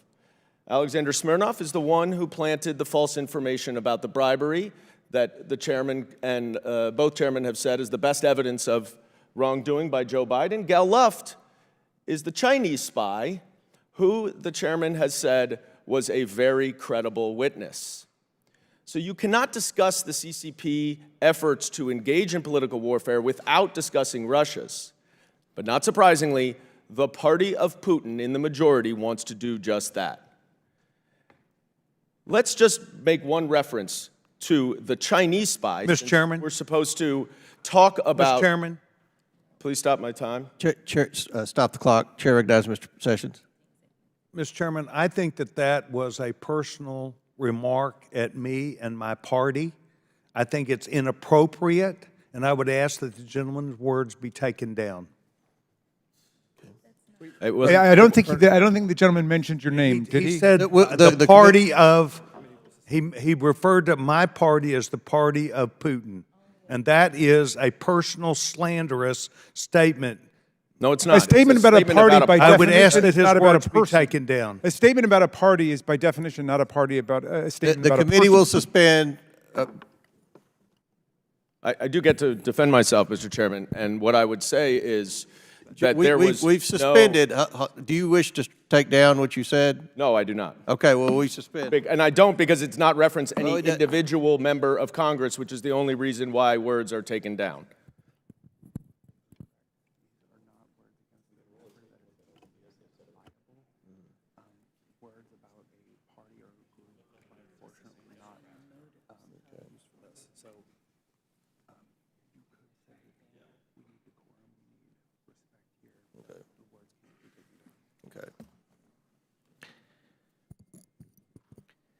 the chair has ruled that unfortunately, since his remarks weren't directed towards a person but rather a party, then they cannot be taken down. But I will remind everyone about the decorum that we have all agreed to abide by, as well as the purpose of this hearing. It's about the Chinese Communist Party's influence in America.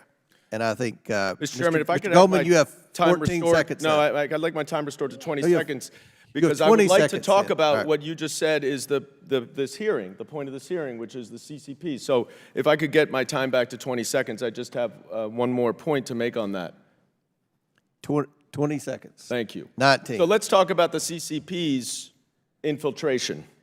After Gal Luft was arrested, and a simple internet search would show that he was arrested, the chairman said that he was a very credible witness on the Biden family corruption. Do you know what else he was charged for? He was charged for making false statements to law enforcement about the very information that the chairman claimed to be credible. Time's expired. Just like Chair now Alexander recognizes Mr. Smirnov, Burchett from the Tennessee. Russian agent was Chair charged with recognizes false Mr. statements. Thank you, Mr. Chairman.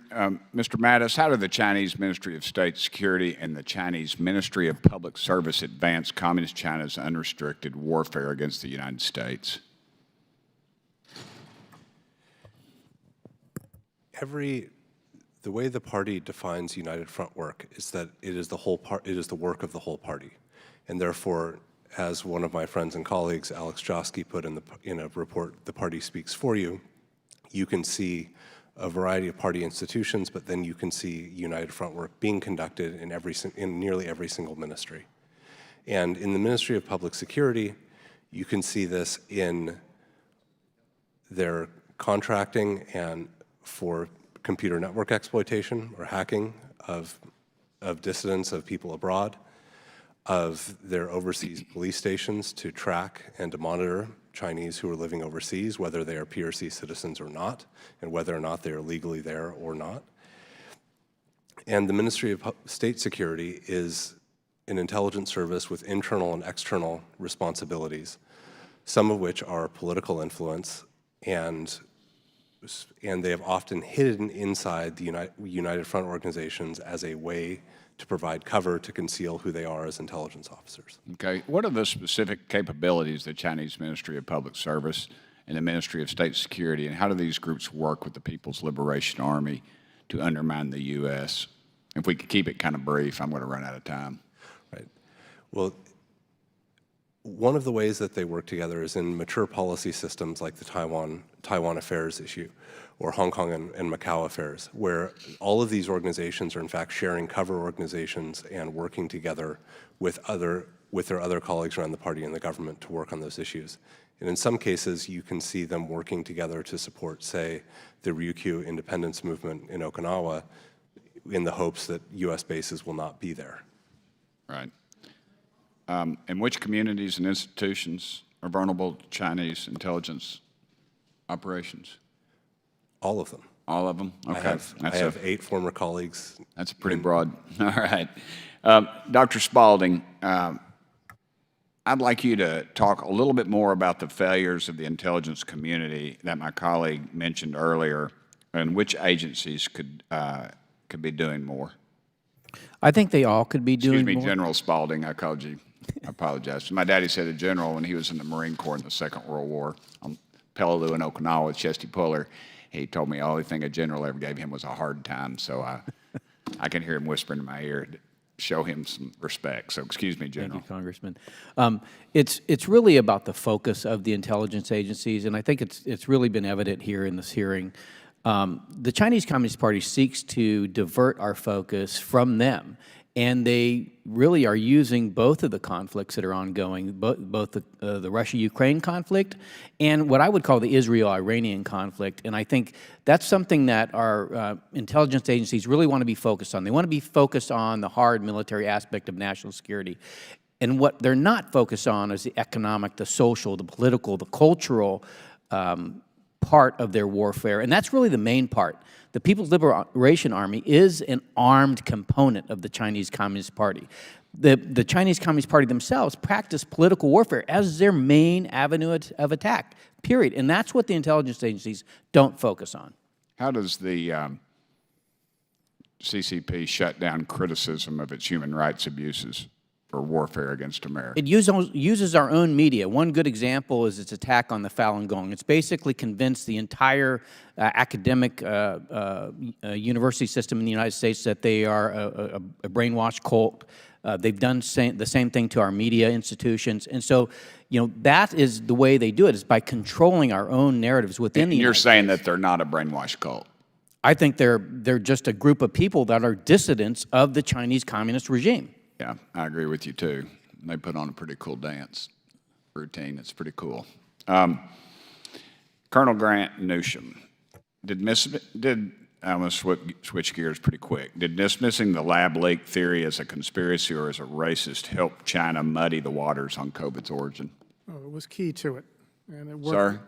It was key, and it worked very, very well.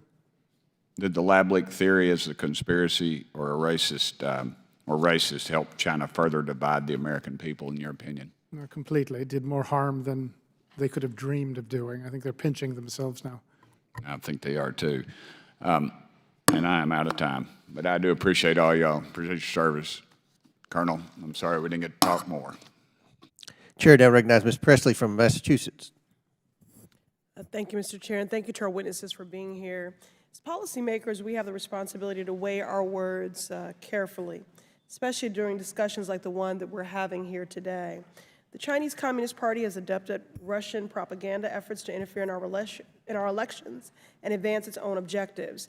We should address that issue seriously, and we can and must do so without stigmatizing and discriminating against people based on their identities. Racial slurs are not a national security strategy. They do nothing to help counter the threat posed by the CCP. Mr. Mattis, in a June 2023 tweet, you wrote that equating the Chinese Communist Party to Chinese culture is, quote, racist by any other name, end quote. I agree. Distinguishing between a political party and an entire race of people and its culture is important, and we have the moral responsibility to make that clear, yet it's lost on some. Mr. Mattis, what is the harm in equating China's ruling party, the Chinese Communist Party, with all people of Chinese descent? One, because the history of China is far bigger than the Chinese Communist Party. It is one of the world's great civilizations. There contains, whether you accept the way in which the current sort of minority structure is described or not, it includes a lot of different people from different places that have come together or have been sort of defined as Chinese in the last 170 years. Another reason is that there are a lot of Chinese Americans who are Chinese people who came to this United States and have chosen to become citizens. I remember a classmate of mine at University of Washington was 7th generation Chinese, which is more American than I am by any measure that counts. And to pretend that they are somehow represented by the Chinese Communist Party rather than their local politicians, their elected congressional members and their state senators and governors and president, I think it dismisses the choices that they or their family have made. Thank you. Anti-Asian racism is pervasive in this country. Republican rhetoric and policies have helped to normalize it. In March 2020, Donald Trump tweeted the racist phrase, quote, China virus, end quote, in reference to COVID-19. In the week that followed, there was a significant increase in anti-Asian content on Twitter, as well as an increase in hate crimes against Asian Americans, according to a 2021 study. I ask for unanimous consent to enter this study from the American Journal of Public Health into the record. Without objection to ordered. Mr. Mattis, how can Congress address the CCP without contributing to xenophobia? The first is to continue making such distinctions, because even if they are semantic in terms of policies, they help us frame in our own head, in our own mind, what it is that we should be focused on and how our efforts should be guided. The second is that I firmly believe that we have a shortage of China expertise for all of the different departments in the government, and finding ways, either through the creation of an open source center, as Colonel Newsham mentioned, the sort of the recreation of the Foreign Broadcast Information Service, but he's really discussing its public dissemination issue to make information available. Because at the end of the day, our federal government and law enforcement will focus on illegal behavior, and that's where we want it in a democracy. But what we're talking about is often unacceptable but still legal behavior, and that's something that has to be guided by a discussion in civil society about how we govern ourselves and how we deal with each other as citizens. Thank you very much. The AAPI community has seen a sharp increase in discrimination and race-based violence since the start of the pandemic. There were 158 anti-Asian hate crimes in the country in 2019. This number jumped to 746 in 2021, nearly 5 times higher. Our constituents are depending on us to help them, not endanger them with racist rhetoric. As a proud member of the Congressional Asian Pacific American Caucus, my hope is that Congress will prioritize policies that affirm and protect the AAI members of our community, like the Southeast Asian Deportation Relief Act, and stop contributing to hateful acts against them. And finally, Professor Snyder, when political leaders normalize racist language that pits one group against another, does it make our country more or less safe? As our adversaries know and seek to exploit, it makes us less safe. Thank you. I yield back. Chair now recognizes Ms. Green from Georgia. Thank you, Mr. Chairman. I think this is a very important hearing we're having today, and I'd like to take a little time to respond to some misinformation that has been spread here. Mr. Snyder, you said in your opening statement that the fact that there are neo-Nazis in the Ukrainian military is disinformation, a disinformation trope, and a Russian denazification meme. Mr. Chairman, I'd like to submit for the record this 2021 Time magazine article titled "How a White Supremacist Militia Uses Facebook to Radicalize and Train New Members" about the Ukrainian neo-Nazi Azov Battalion. Without objection to ordered. Thank you. Time also put together a piece only 3 years ago, and it's quite an extensive video that gives full information about the Nazis in Ukraine and their recruitment efforts that go all around the world. It's amazing to me that just in a few years' time, it's now considered misinformation to talk about the Nazis in Ukraine. I'd like to quote the article. It says that Ali Sufan, a security consultant and former FBI agent who has studied Azov Nazis, estimates that more than 17,000 foreign fighters have come to Ukraine over the past 6 years from 50 countries.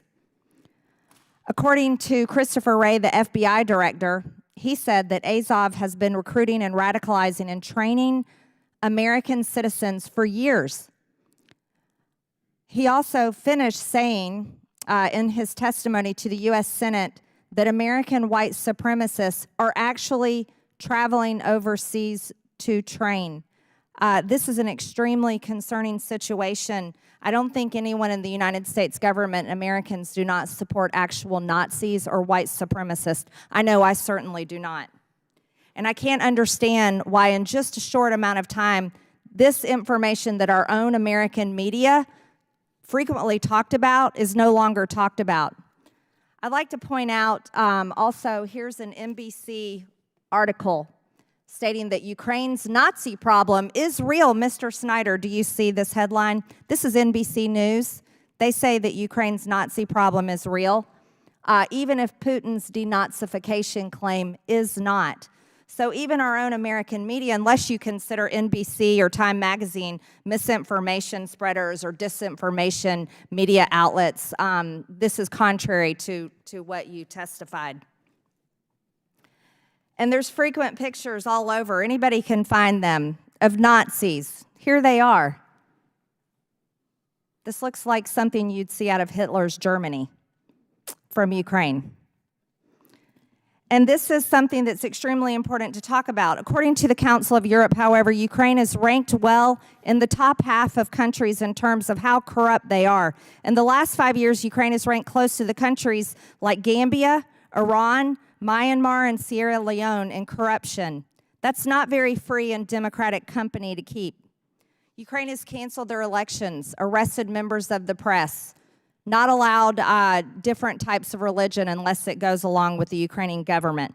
And right now, the biggest push in Washington, D.C. is to fund the Ukraine war with another $60 billion. And while we're talking about the CCP, I think it's extremely important to point out that our own wide open border is the most dangerous threat to our national security.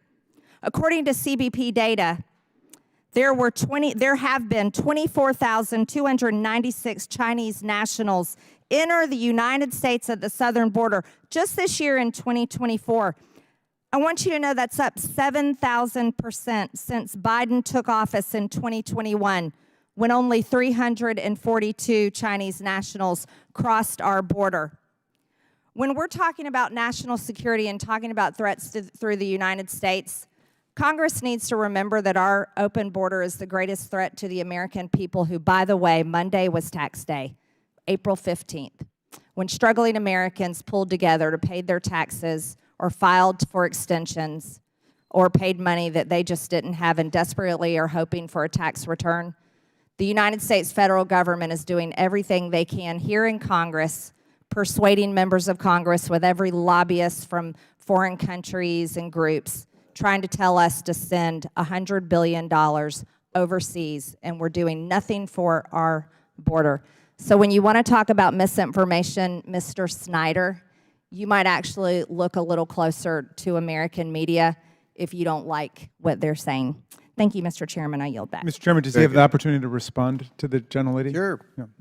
I didn't ask him a question, No, her Mr. time's Raskin. expired. You asked multiple questions. I did not ask him a question. You certainly did. You said, did you see this? Time has expired. Gentlelady's time's expired.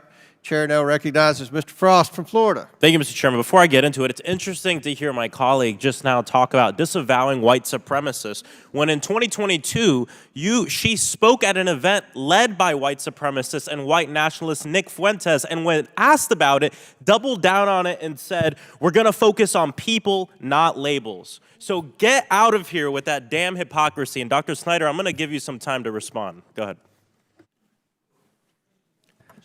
First of all, I'd like to thank the representative from Georgia by making clear with her comments and with her person that any discussion of political warfare has to include Russia, Ukraine, and America. She's just demonstrated that point, I think, very powerfully. On the question of Nazis, I've written 2 books as a historian about Nazis and the Holocaust. On the question of Ukrainian nationalism, I am the leading scholar of that subject in North America and have been writing about it for 20 years. If the chamber is interested in the degree of far-right participation in Ukrainian politics, you can be assured that no far-right party has ever crossed 3% in a Ukrainian election. So of course there are bad people in every country, but by any comparative standard is a very small phenomenon. In Russia, on the other hand, the army includes openly Nazi formations, such as Rushich. The government itself is fascist in character, and it is carrying out a war which includes deportation of children by the tens of thousands, the open intention of destroying a state, as well as mass torture. So if we're looking for fascism, and if there is anyone who is sincerely concerned about halting fascism or racism, you would wish to halt Russia. Thank you so much, Dr. Snyder. And, you know, this hearing was put together to talk about political warfare, and it's strange because a lot of my Republican colleagues seem to be pointing a lot of fingers, but not at Vladimir Putin and not holding him accountable. I mean, even top-ranking Republicans are having enough of it.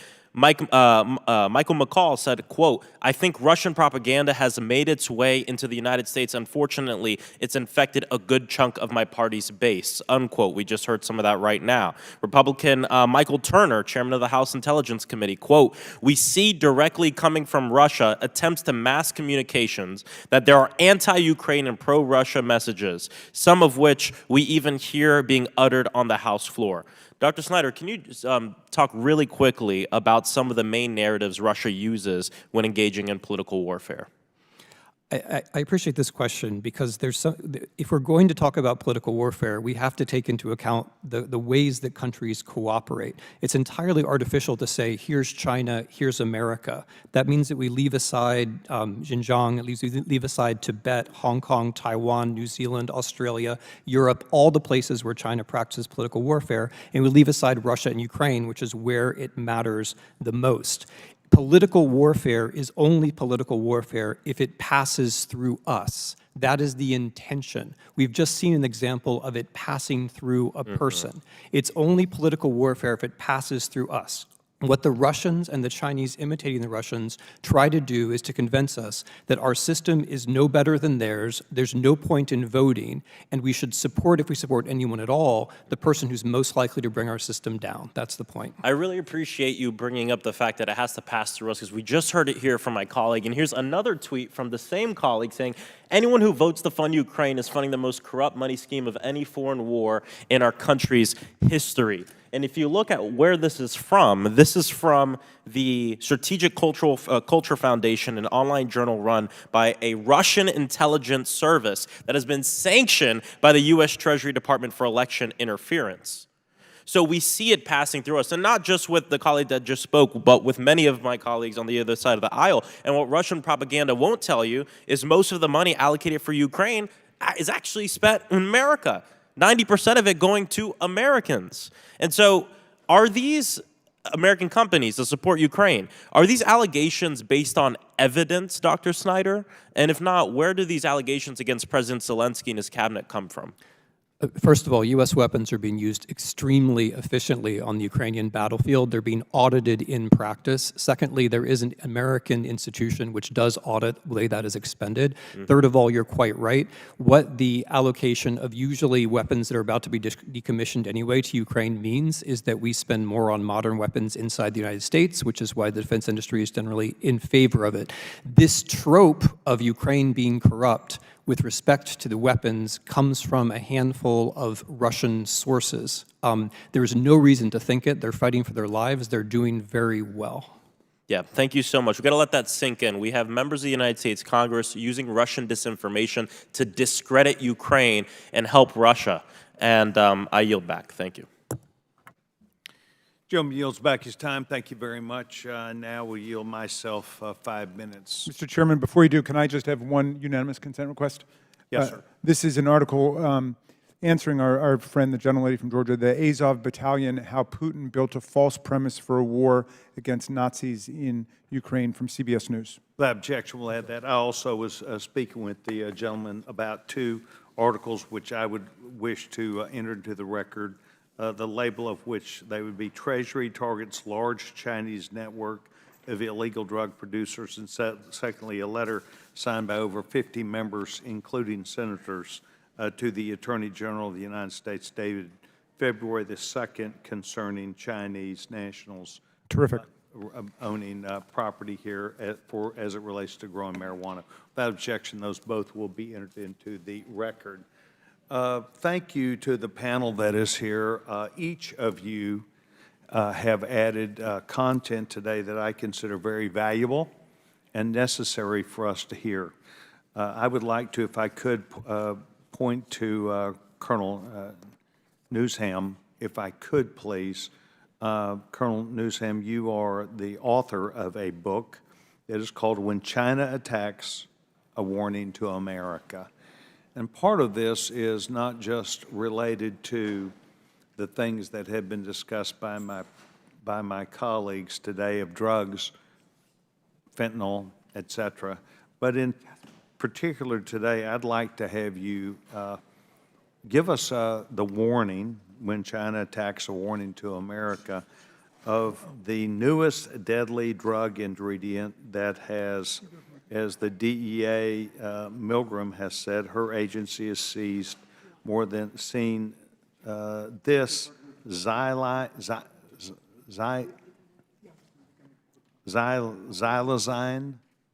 if I'm saying that correctly, when mixed with fentanyl in 48 states. And evidently, fentanyl, on the scale of times, it's 1,000 times more potent than most of the drugs that are on the market. And this is 1,000 times fentanyl.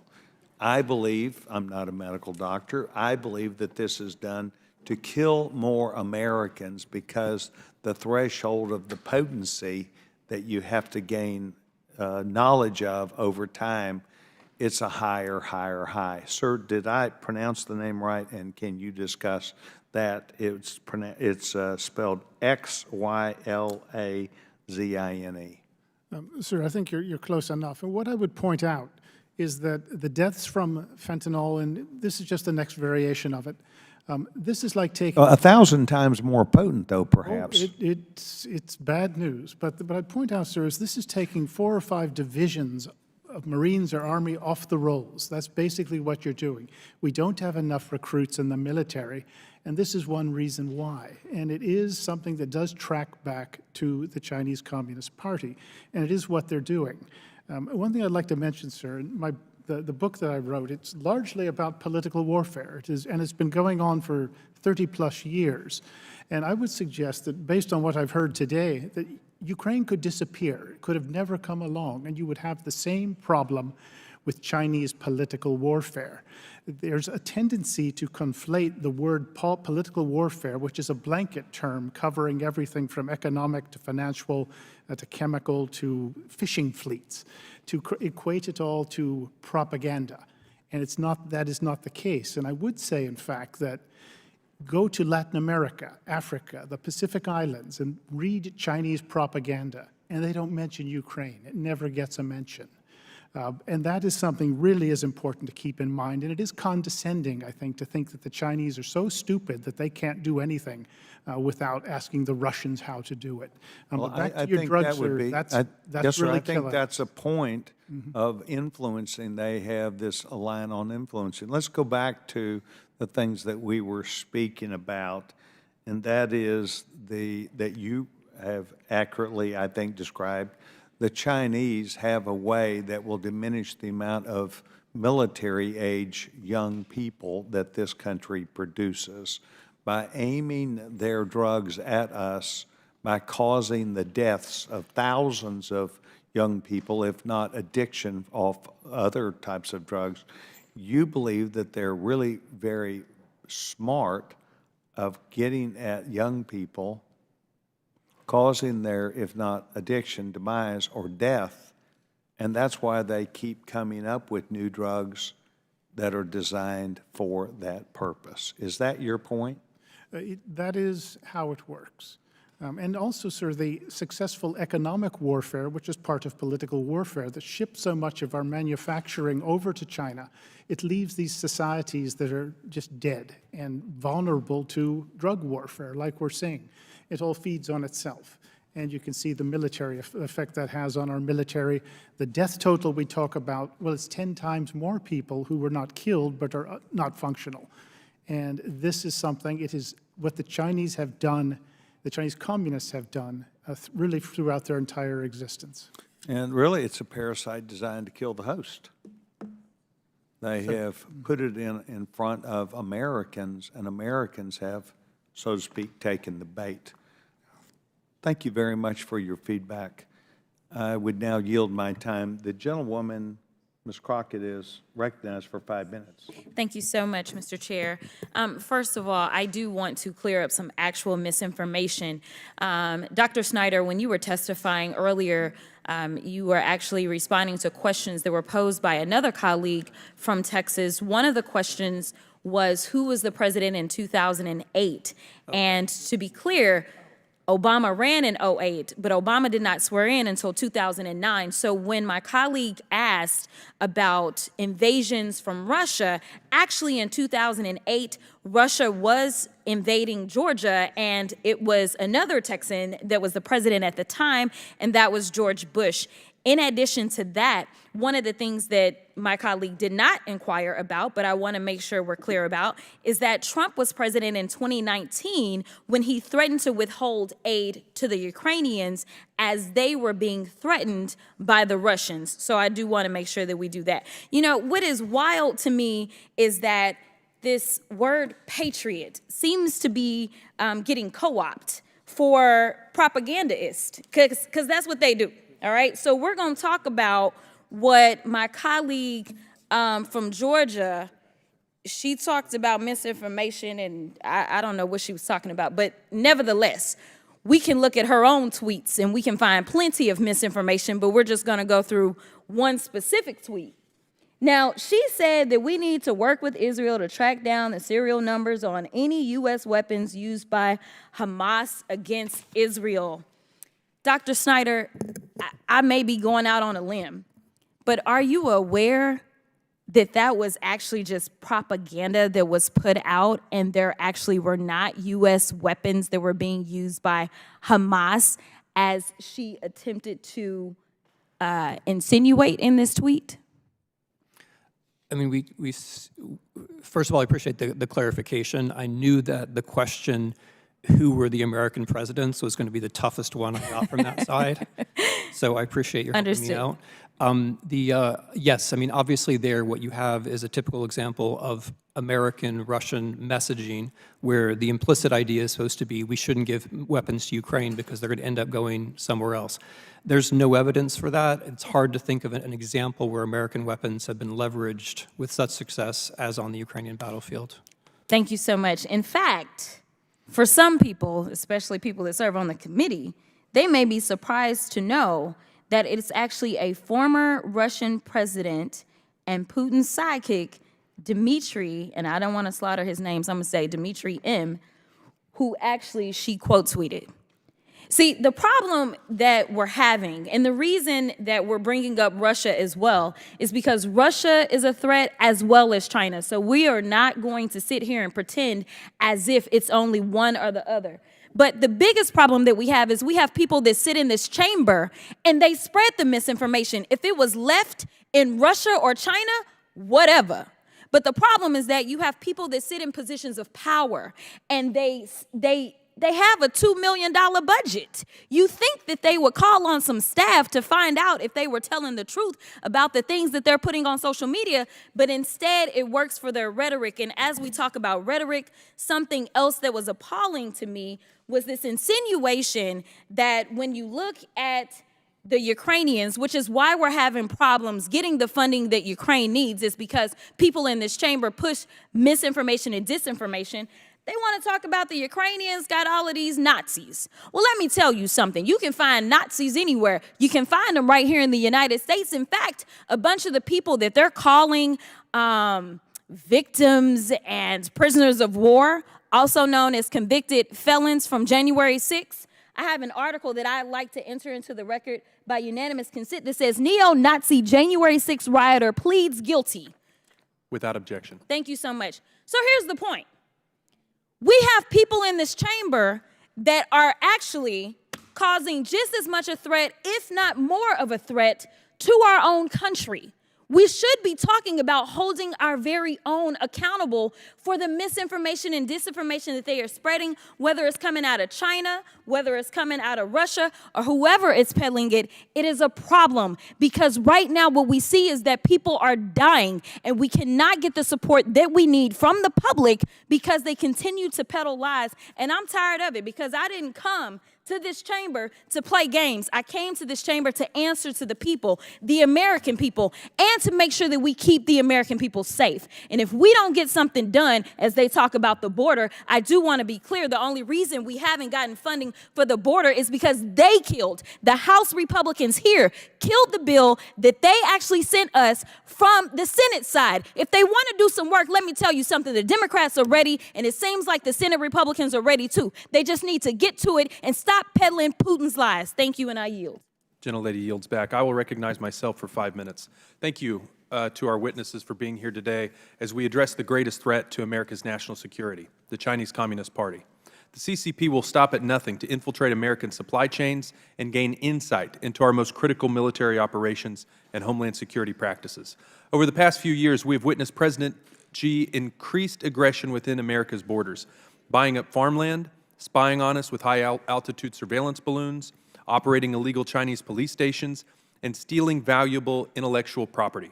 The threat posed by the CCP extends far beyond the confines of any single industry or entity, with an ultimate goal of entwining themselves into every aspect of our economy, society, and governance. a threat I'm seeing firsthand in my district. Our nation's greatest adversary is currently setting up shop in Johnson County, Kansas, under the guise of Nanotechnology USA, a Chinese-backed manufacturer firm with alarming ties to CCP military and intelligence services. This new manufacturing facility is just 34 miles away from Fort Leavenworth, 72 miles from Whiteman Air Force Base, 105 miles from Fort Riley, and 165 miles from McConnell Air Force Base. Allowing Nano USA to operate near these significant military installations and become embedded in our local supply chains opens the door to Chinese espionage and puts our military intelligence, trade, research, and intellectual property at risk of falling into the hands of the CCP leaders. Make no mistake, Nano USA is a wolf in sheep's clothing and poses a clear threat to the United States and to the state of Kansas. In January of this year, I wrote to Secretary Yellen and Secretary Austin, urging them as members of the Committee on Foreign Investment in the United States to open an immediate investigation into Nano USA.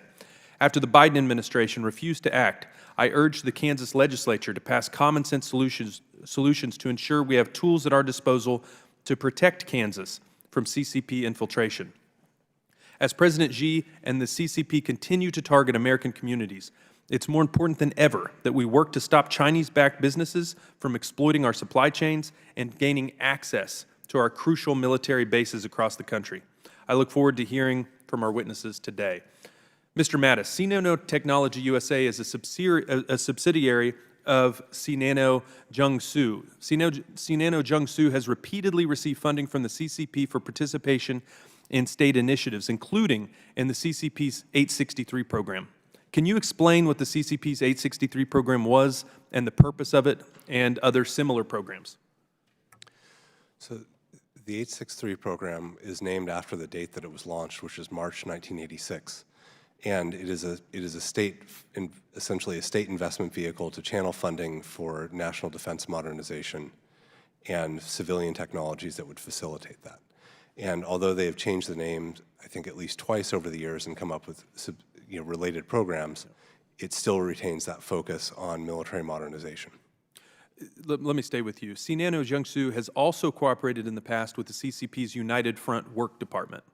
And the United Front is actively engaged in political warfare in the U.S.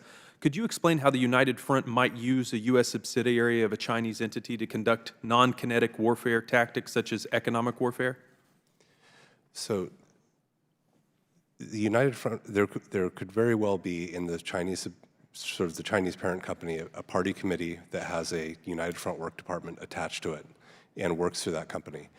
It would largely be involved in sort of mobilizing the employees of that company and channeling their efforts to support the party's apparatus. The most likely way that it would be involved in any form of sort of intellectual property theft and economic espionage would be in providing tips and leads to essentially the Ministry of State Security or the local state security department of Jiangsu province. So here we have a company that's received money from the 863 program and is engaged with the United Front in the past. Should we believe that a U.S. subsidiary of a PRC company is completely divorced from its PRC base umbrella? It's possible, but I think when you look at the way in which U.S. media has reported on the supposed division between ByteDance and TikTok, that TikTok has not operated as though it were a separate company, but rather as a constituent part of ByteDance, with ByteDance employees exercising authorities there. There are reasons to have those similar concerns with AVIC and its subsidiaries in the United States, one of the Chinese, the PRC's sort of major military aircraft manufacturers. So I'm not sure of any company that I know has been very closely tied to the party state and its objectives that you can separate off. And I'm not sure that many of the U.S. employees understand what that relationship is. Yeah, thank you very much, and thank you to all the witnesses. I now recognize Ms. Porter of California next. Thank you so much. Republicans have told us today that China poses an existential threat to the United States. Their solution to that is to spend and spend and spend on fancy weapon systems, often built in their districts, that they hope will deter conflict. So now we have aircraft carriers, fighter jets, and tanks to fight a war, designed to fight a war that may never happen. But when Congress does that, what they are not doing is using our taxpayer dollars to address the problems that the Chinese Communist Party is actually causing. China is fighting every day to break international law and to expand its reach. Mr. Mattis, could you briefly describe China's claims in the South China Sea? They have an expansive claim called the 9-dash line that stretches well beyond any recognizable feature and under the UN Convention and the Law of the Sea of what would be recognizable territory. So do you believe this is an illegal claim? Whether or not I believe it's illegal is irrelevant because there's an international court that has decided that some of those claims are illegal. Okay, so I want to make that clear. China has taken an expansive, unlawful territorial claim to the South China Sea, and they've ignored international law. This is a very, very clear and important example of China not playing by the rules, not following international law.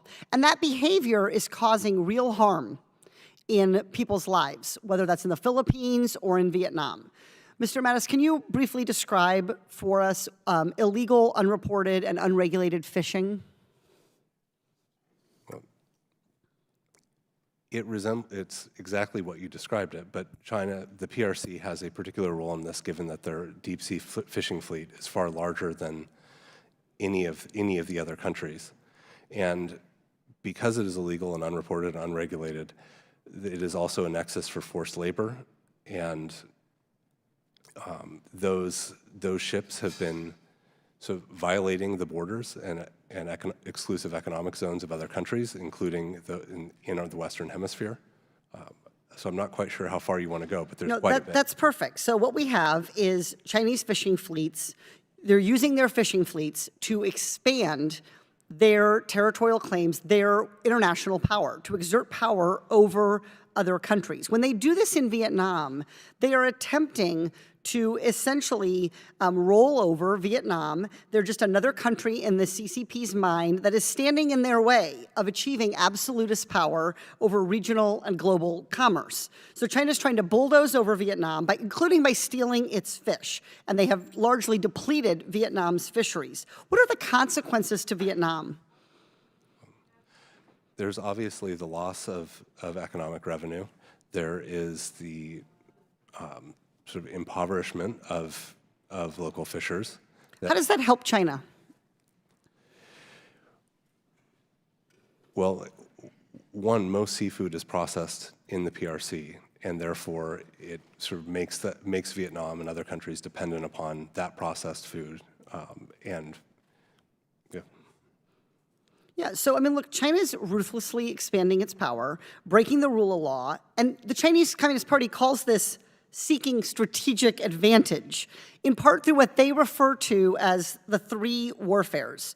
General Spalding, what are some of the risks of China being successful in breaking international law without consequence?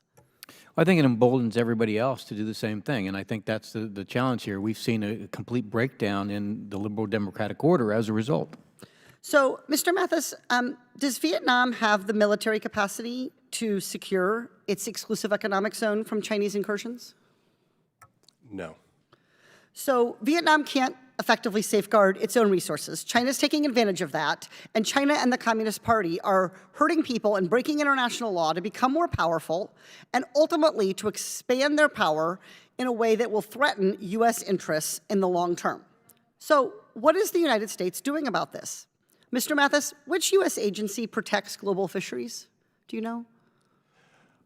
I believe it's a combination of the Coast Guard and NOAA, and as I recall, there was an initiative that was run by the NSC that was at the end of the Trump administration and carried through in the early Biden administration to take action on IUU fishing.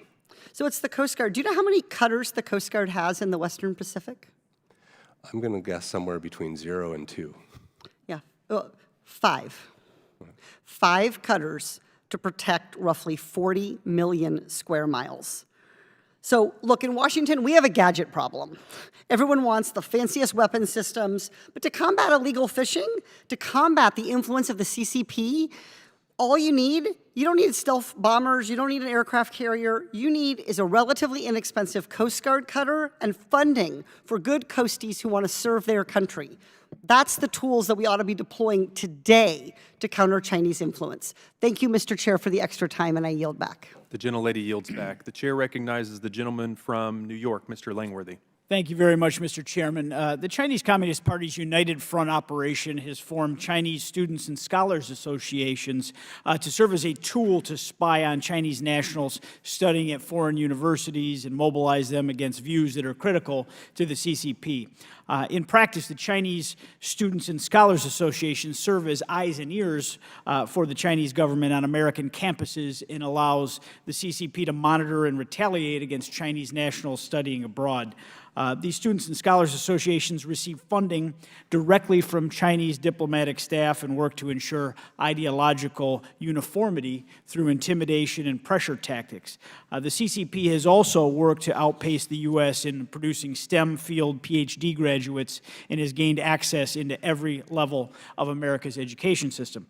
So, Mr. Mattis, it's apparent to me that not many Americans are aware of the CCP's operations on our campuses. Could you explain in more detail how these United Front operations on American campuses are overseen by PRC's Ministry of Education and how they're working to influence and monitor Chinese students abroad?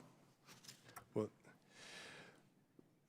fundamentally, the PRC and the party state is trying to prevent Chinese students from having a free and full experience on a U.S. university campus.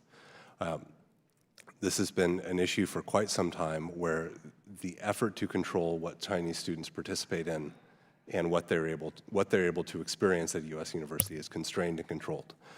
A friend of mine who worked at a university was approached by one of the professors who had a student, and it was an American history class, who said, "I want to participate in this project. Please don't put me in a group with another Chinese student, because if I am, then I won't be able to participate, and I won't be able to, and I want to do this project in a real way." So that's one of the ways in which harm is done. A second way, which through the CSSAs or through a Confucius Institute or other researching, is that it creates an interest in a particular kind of controlled engagement with the PRC or PRC institutions that the university sort of supports and carries on and accepts, for example, certain kind of programming and rejects other kind of programming in the name of preserving that relationship that they consider to be productive. Very good. Thank you. And not only is the CCP directly influencing our students in our universities on a daily basis, but they're reaping the rewards of our education as they quickly are outpacing the U.S. in producing STEM PhD graduates. On top of this, the U.S. has continued to lose more and more jobs to China. As you can see in the graphic I have behind me, due to our nation's ongoing trade deficit, it's never been more obvious and right in our face than the CCP is targeting our schools and our jobs. So now, Colonel Newsham, are you worried by this trend in STEM field graduates? And can you discuss more of the concerning outcomes that you see if the CCP comes to dominate the science and technology sector? Yes, sir, very concerned. And as I think I'd mentioned earlier, whenever you see the announcement of some really impressive advance in technology at an American university, it almost always has PRC nationals involved in it. And where this is most important, from my perspective, is that for too many decades, we treated the Chinese as if they could never possibly be our equals, that the Chinese People's Liberation Army would never be able to take us on. Well, they are able in certain circumstances to beat us today, and they have the technological advances that they're putting to military use in outer space and on this ground, sea, and below the sea, that it's breathtaking how they've done it. We have actually helped them along in that process, and it's something that we could end up on the short end of a fight if it comes. Well, thank you very much. I want to take the remainder of my time and look at some of the troubling instances that the committee is aware of in which the CCP has sought to directly influence our children and our education system. One instance that I find very concerning, especially in the wake of several cyber attacks targeted towards the United States over the past few years, occurred just recently in August of 23, just down the road in Fairfax County in the public school districts. The superintendent indicated that Thomas Jefferson High School for Science and Technology received $3.6 million from groups linked to the Chinese Communist Party. Colonel Newsham, it's astonishing that this would be allowed at any school in the United States, let alone a science and technology school. How does this pattern of working to infiltrate American schools fit within the CCP's broad trend of political warfare in the United States? Well, it's what they do. And it's not just the Thomas Jefferson High School. You have Confucius classrooms. We hear about Confucius institutes at colleges, but the Confucius classrooms start off from preschool all the way up through elementary school, and you indoctrinate a new generation with the idea that the Chinese communists, who killed 50 million of their own people in peacetime and good weather, are really just lovable pandas. It's just breathtakingly successful and political warfare. Thank you very much, and I yield back. Thank you. The chair recognizes the gentlelady from Michigan, Ms. Tlaib, for 5 minutes. Thank you, Mr. Chair. I think my colleagues know where I'm going to go with this because I consistently try to get them recentered. I'm really sick and tired of us not leaving the campaigning at the Capitol steps. This is just another committee hearing where we're bringing campaign activity into this chamber and not being honest with the American people. This is not what our residents sent us to Washington to work on.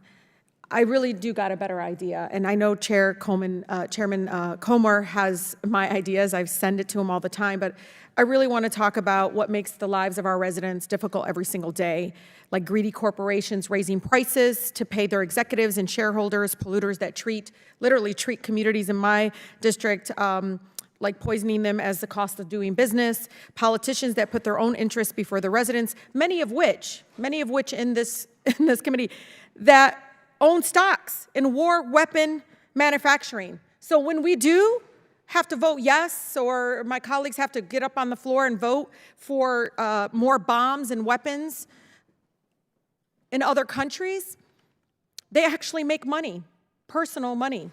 Their stock values go up. Look it up.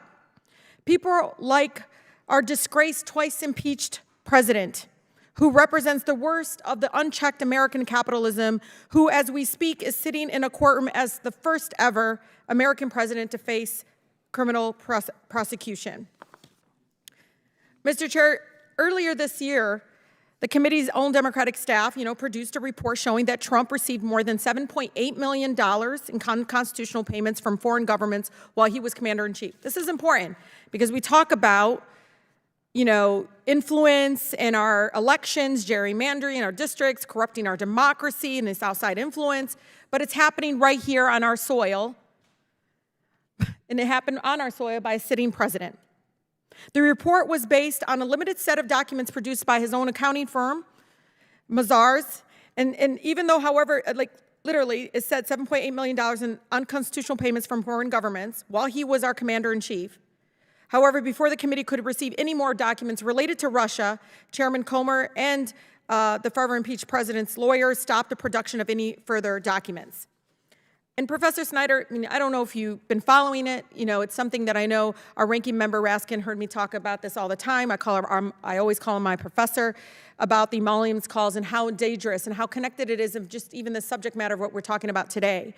But do you think, if the committee were interested in understanding the threats of political warfare facing the United States as well as the influence of peddling directed by foreign governments against our country, shouldn't it demand that the accounting firm and the forever impeached president produce all those payments received by the president from foreign governments?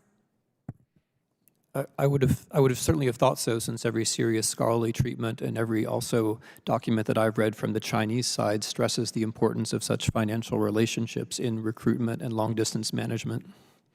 I agree, and yet instead, the current committee have worked to help the forever impeached president bury the evidence and keep the facts from the American people. I think it's incredibly dangerous. And lastly, just because it really made me angry, and I think it makes my constituents angry, but I'm going to submit for the record this article called Air Force Crew Made an Odd Stop on a Routine Trip, Trump's Scottish Resort. Can I submit it for the record? Without objection. Yeah. This one had me stuck really, really with me, and it just is so blatant. The article details how military crews flying supplies to and from the Middle East were redirected from their usual overnight stops at the U.S. military bases in Europe to a small commercial airport in Scotland outside then President Trump's Turnberry Golf Resort, where they stayed with our tax dollars. This, despite the fact that both refueling and the cost of overnight food and lodging for the crew were less expensive at established, infrequently used U.S. military bases where they typically stopped. Surprise, surprise for all my committee staff, colleagues here. Trump's resort, which lost $4.5 million in 2017, saw all of a sudden, whoopee, an increase of $3 million in profits in 2018. Shameful. It is disgusting. And it's just these kinds of things of pay to play. I mean, having literally a sitting president run his organization, his business out of the White House is equally as dangerous to our democracy and the influence on our country. This is something that I hope my colleagues really take seriously, because I don't care if it's a Democrat or Republican, no one ever should sit there in the White House, out of the Oval Office, running a business to profit themselves. It is unconstitutional and, again, demands that kind of accountability, and that's what I want this committee to address. Thank you so much. I yield. The gentlelady yields back. The chair recognizes the gentleman from Florida, Mr. Mouskowitz, for 5 minutes. Thank you, Mr. Chairman. Let me start by saying that obviously Chairman Comer's not here, but I think in light of what we witnessed earlier, I think it's important that together as a committee that we begin Chairman Comer's therapy session, right? A member of the other side wanted to confirm what the title of the hearing was, right? That Chinese propaganda. Well, we know the title of the hearing certainly isn't about impeachment anymore. And Chairman Comer has suffered tremendous loss. And we all know in our life what it's like to suffer tremendous loss. There's all sorts of different stages of grief, and that's the loss, obviously, of his impeachment hearing. And everyone deals with that different ways, and sometimes it takes time to grieve and struggle and fill that hole, that void that now exists now that he no longer has impeachment. But the only way we as a committee are going to help Chairman Comer get better is we have to get to the root cause, right? So for today's therapy session, okay, I want to talk about denial, right? The denial that the impeachment hearings are over. And the denial, obviously, that he started with the 1023 form, which was Russian disinformation. And so, Chairman Comer, psychology teaches us that, someone might be, like him, using denial as a defense mechanism. And signs include that you refuse to talk about the problem, you find ways to justify your behavior, you blame other people or outside forces for causing the problem, you persist in your behavior despite the consequences, you promise to address the problem maybe in the future, or you avoid thinking about the problem. And so in addition to these signs that Chairman Comer has been displaying, as we saw in the beginning, he also might be feeling hopeless or helpless. I just want the chairman to know that we're pulling for him. We really are. I know it's been hard to become someone who was used by the Russians, but the good news is that he set this hearing today on Chinese propaganda, because we've already lost him to Russian propaganda. I mean, we got to build a force field around the chairman to make sure we don't lose him to Chinese propaganda as well. And in fact, you can see behind me, these are quotes from the chairman, Chairman Comer, every single solitary time, and there are hundreds more, that he went on TV in interviews and talked about this 1023 form, which was all Russian disinformation. But we got to make the chairman understand that it's going to be okay. We will get him through this, but he's got to recognize that denial is not just a river in Egypt. He is going to have to face the fact that he was taken by the Russians. Now, I want to address something else that went on in this committee by another member. And I say this as someone whose grandparents escaped the Holocaust. So my grandmother was part of the Kindertransport out of Germany. Her parents were killed in Auschwitz. My grandfather, her husband, escaped Poland from the pogroms. You know, the idea that we pretend that behavior is acceptable and regular. There are no concentration camps in Ukraine. They're not taking babies and shooting them in the air because they're Jewish. There's no gas chambers. There's no ovens. They're not railing people in. They're not ripping gold out of people's mouth. They're not taking stuff out of their home. They're not trying to erase a people. They're Ukrainians. Stop bringing up Nazis and Hitler. The only people who know about Nazis and Hitler are the 10 million people and their families who lost their loved ones, generations of people who were wiped out. It is enough of this disgusting behavior using Nazis as propaganda. You want to talk about Nazis? Get yourself over to the Holocaust Museum. You go see what Nazis did.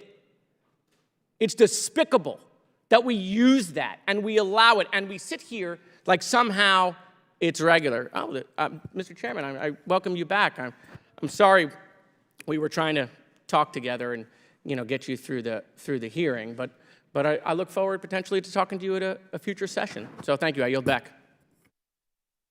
Gentleman yields back. Chair now recognizes myself for questions. Mr. Mattis, you mentioned in your testimony that there was a shortage of expertise in the federal government with respect to China. Would you say that our government is ill-prepared for what China currently has with respect to their schemes against our government and our way of life? Does the government have a plan? I would put it this way, that we are unprepared. We don't have enough China expertise to execute our own policy. So we're using, for example, we are asking a department to enforce a major piece of trade legislation, and yet for a couple of years they were relying on Google Translate for their language resources. And explain why that's important, that we do have a plan. And that's the purpose of this hearing, and I apologize that there are, clowns like the last questioner that get off topic, but explain why that's important to have a plan. Well, in some form or another, nearly every federal department has some role to play, whether it's because they fund research and therefore they have a responsibility to maintain the integrity of that research. They have a responsibility in some form to protecting constitutional rights and the exercise of those, which the CCP is attempting to restrict inside the United States. So you can kind of go down each one and see that. Exactly. Colonel Newsham, what is unrestricted warfare, China's master plan to destroy America? What unrestricted warfare refers to is the Chinese approach to going after its enemy, and the United States is the one they call their main enemy. That publication states that the battlefield will be everywhere, right? That's right. What does that mean for America? It means anything goes. We tend to expect a war to start on the day the shooting starts, and we say we're at war. To the Chinese, we're already at war. You've said that U.S. needs its own political warfare strategy against the Chinese Communist Party. What should that look like? Well, it needs to be first a comprehensive plan that you use every tool you've got, economic, financial, media, propaganda. But more than anything, you've got to have an awareness you're actually at war. And then you've got to have somebody who's responsible for running it. I can't see who in the USG is the person who does political warfare. I saw a State Department official testifying recently, and you could tell he had no idea about political warfare. But someone's got to be in charge and responsible for it.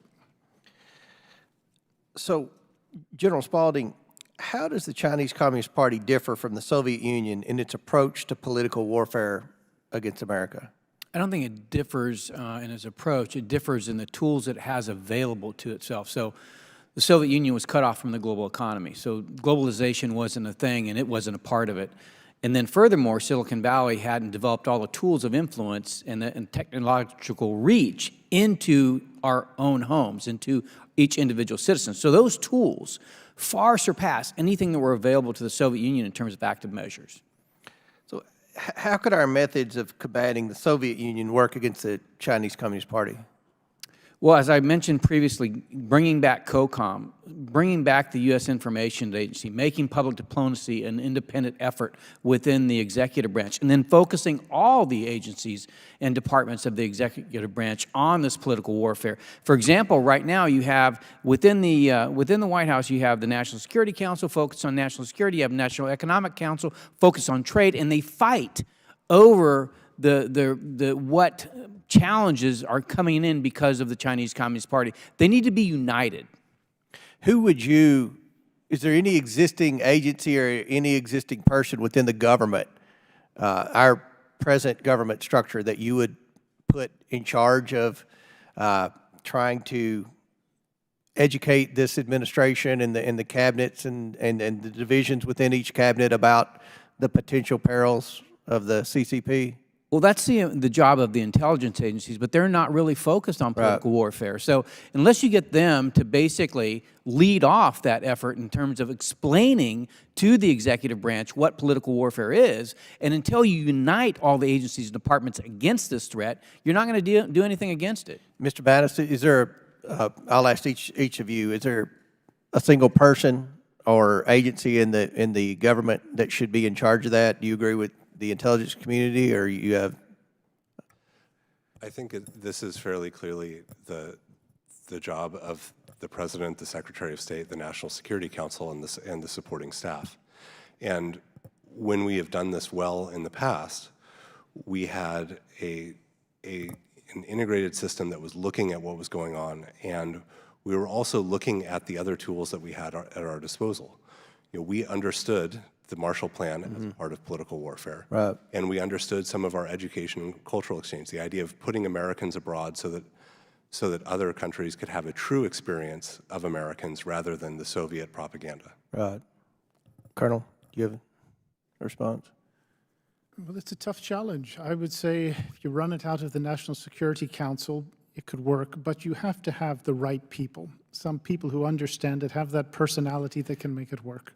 So it looks like you have to have the will. You have to, first of all, understand the threat that China poses. You have to have the will to combat China before we could task agencies and specific people with a business model to combat China's growing influence in the United States. And it's kind of like you have to have a will to secure the border before you can secure the border. So I hope that we can do that. I hope that, we've seen from Representative Khanna and Representative Krishnamurti, who asked serious, credible questions today, and I appreciate that, this is a huge problem in America. And it doesn't sound like our government right now is taking it very seriously, and we need to change that. And I hope that the work of this committee moving forward, and hopefully we can continue to find a couple of reasonable members of the committee on the other side of the aisle to work in a bipartisan manner to see that happens. So that concludes our questioning. I want to thank our witnesses again today for your testimony.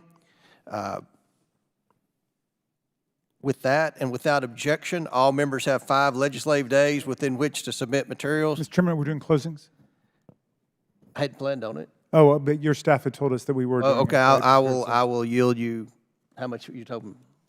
Oh, just like 45 minutes, something like that. So. Oh, yeah. No, I'm happy to take a minute or two, whatever you think we need to close. Take a minute. Yeah, you're very kind and generous, Mr. Chairman. I want to thank Professor Snyder, the minority witness, for his truly extraordinary testimony today, which I know will be of great assistance to the committee, for his brilliant scholarship, and above all, for his passionate citizenship, because not everybody would take the time out of the middle of their teaching week to come do it. So thank you. There were several words that recurred through the day. One of them was authoritarianism, one of them was corruption, and one of them was propaganda. And the opposite of all those things is really what we need to be seeking. The opposite of authoritarianism is democracy and freedom. The authoritarian model is all about corruption, And the opposite of that model of government is government in the public interest, for the common good, rather than for the small clique that surrounds the leader and his family, whoever gets into power. They use propaganda in order to prop up the system, in order to fool people, to divide people, to set people against each other. And the opposite of propaganda is education. So I want to thank you, Professor Snyder, for participating in that, and your fellow witnesses for contributing to our education. But one of the ways that we lose to authoritarian states is if they can get their claws into our leaders, either through money or compromise or psychological manipulation. I just want to show you what happens when our leaders cave in to China and to Russia. So here are some of the tweets that were sent out by the last president about President Xi in China. Smart, brilliant, everything perfect. We love each other. Friend of mine, a very, very good man. There's nobody like that. The look, the brain, the whole thing. My feeling toward you is an incredibly warm one, a brilliant man. If you went all over Hollywood to look for somebody to play the role of President Xi, you couldn't find it. There's nobody like that. The look, the brain, the whole thing. And here's the ex-president on Putin. His invasion of Ukraine is genius and pretty savvy. Putin was smart. The man has very strong control over a country, a tough cookie with great charm. So we need some democratic self-respect in order to combat the propaganda. And I am also happy that we saw today a few members actually demonstrate what propaganda running through American politicians looks like. Thank you for calling this very significant and important hearing, Mr. Chairman. I yield back to you. Yield back. I'll recognize myself for closing remarks. Again, I want to thank our three credible witnesses that were here today to talk about this subject. This is something that this committee is going to take very seriously moving forward. We recognize the fact that our government doesn't have a plan to combat China's growing influence, and we recognize that it doesn't appear they recognize the threat. You know, in the private sector, I'm a farmer. All my life, I've owned farms, graduated from Western Kentucky University with a degree in agriculture. I was commissioner of agriculture in Kentucky, which is an elected statewide office before I came to Congress. And one of the things I always talked about agriculture was that in agriculture, we were the one industry that had a trade surplus with China. Well, that's changed in the last 12 months. China now has a trade surplus with us in agriculture. And when you talk about national security, there's no greater threat to our national security than the need to have a safe, healthy, reliable food supply. I wanted to mention that because the growing influence of China is now a major threat to every industry in America. Ms. McClain talked about the electric vehicle industry and the dependence on China in that, and that's kind of seems like the position of this administration to push everything to the electric vehicles. Well, that makes us even more dependent on China. That's a problem. The policies are a problem. But we need to recognize the fact that China manipulates our currency. China steals our intellectual property and our patents. So our private companies that invest billions of dollars in research and development, it's all being stolen by the Chinese Communist Party. And then the last thing, our education system in America. What's very concerning to me, and something I didn't know until we started this investigation, was how much anonymous money flows into our research universities in America. And the University of Penn's at the top of the list. And who worked at the University of Penn before they came back to working for the government? The Secretary of State and the current President of the United States. I think this is a problem because what we've seen by Dr. Fox, who's presiding over her own committee hearing down the hall on anti-Semitism in our public universities, is that we've got a lot of indoctrination that's taking place in our universities that's anti-democratic. I believe is what's fueling a lot of the support for Hamas among the seems like growing faction of the Democrat Party now. So this is something, there's not a single member of our party who supports Hamas. That seems to be a very huge issue in America, the disinformation campaign that's taking place in our universities, but where's it being funded?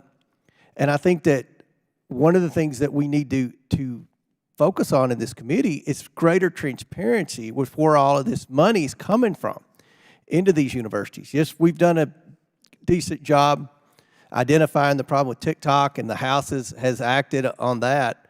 But I think we need to go a lot further. And I think that we need better preparedness within our federal government in every agency, whether it's the Department of Agriculture or the Department of Education, the Department of Defense, Department of Energy. Every agency needs to first recognize that we have a threat from China, and secondly, we need to have a plan to combat that threat, to identify when China does something counter to our interest, and then have a plan to combat that. So I think you all did a great job today talking about that. I appreciate your time, and look forward to working with you all in the future. Mr. Chairman, I have a unanimous consent request.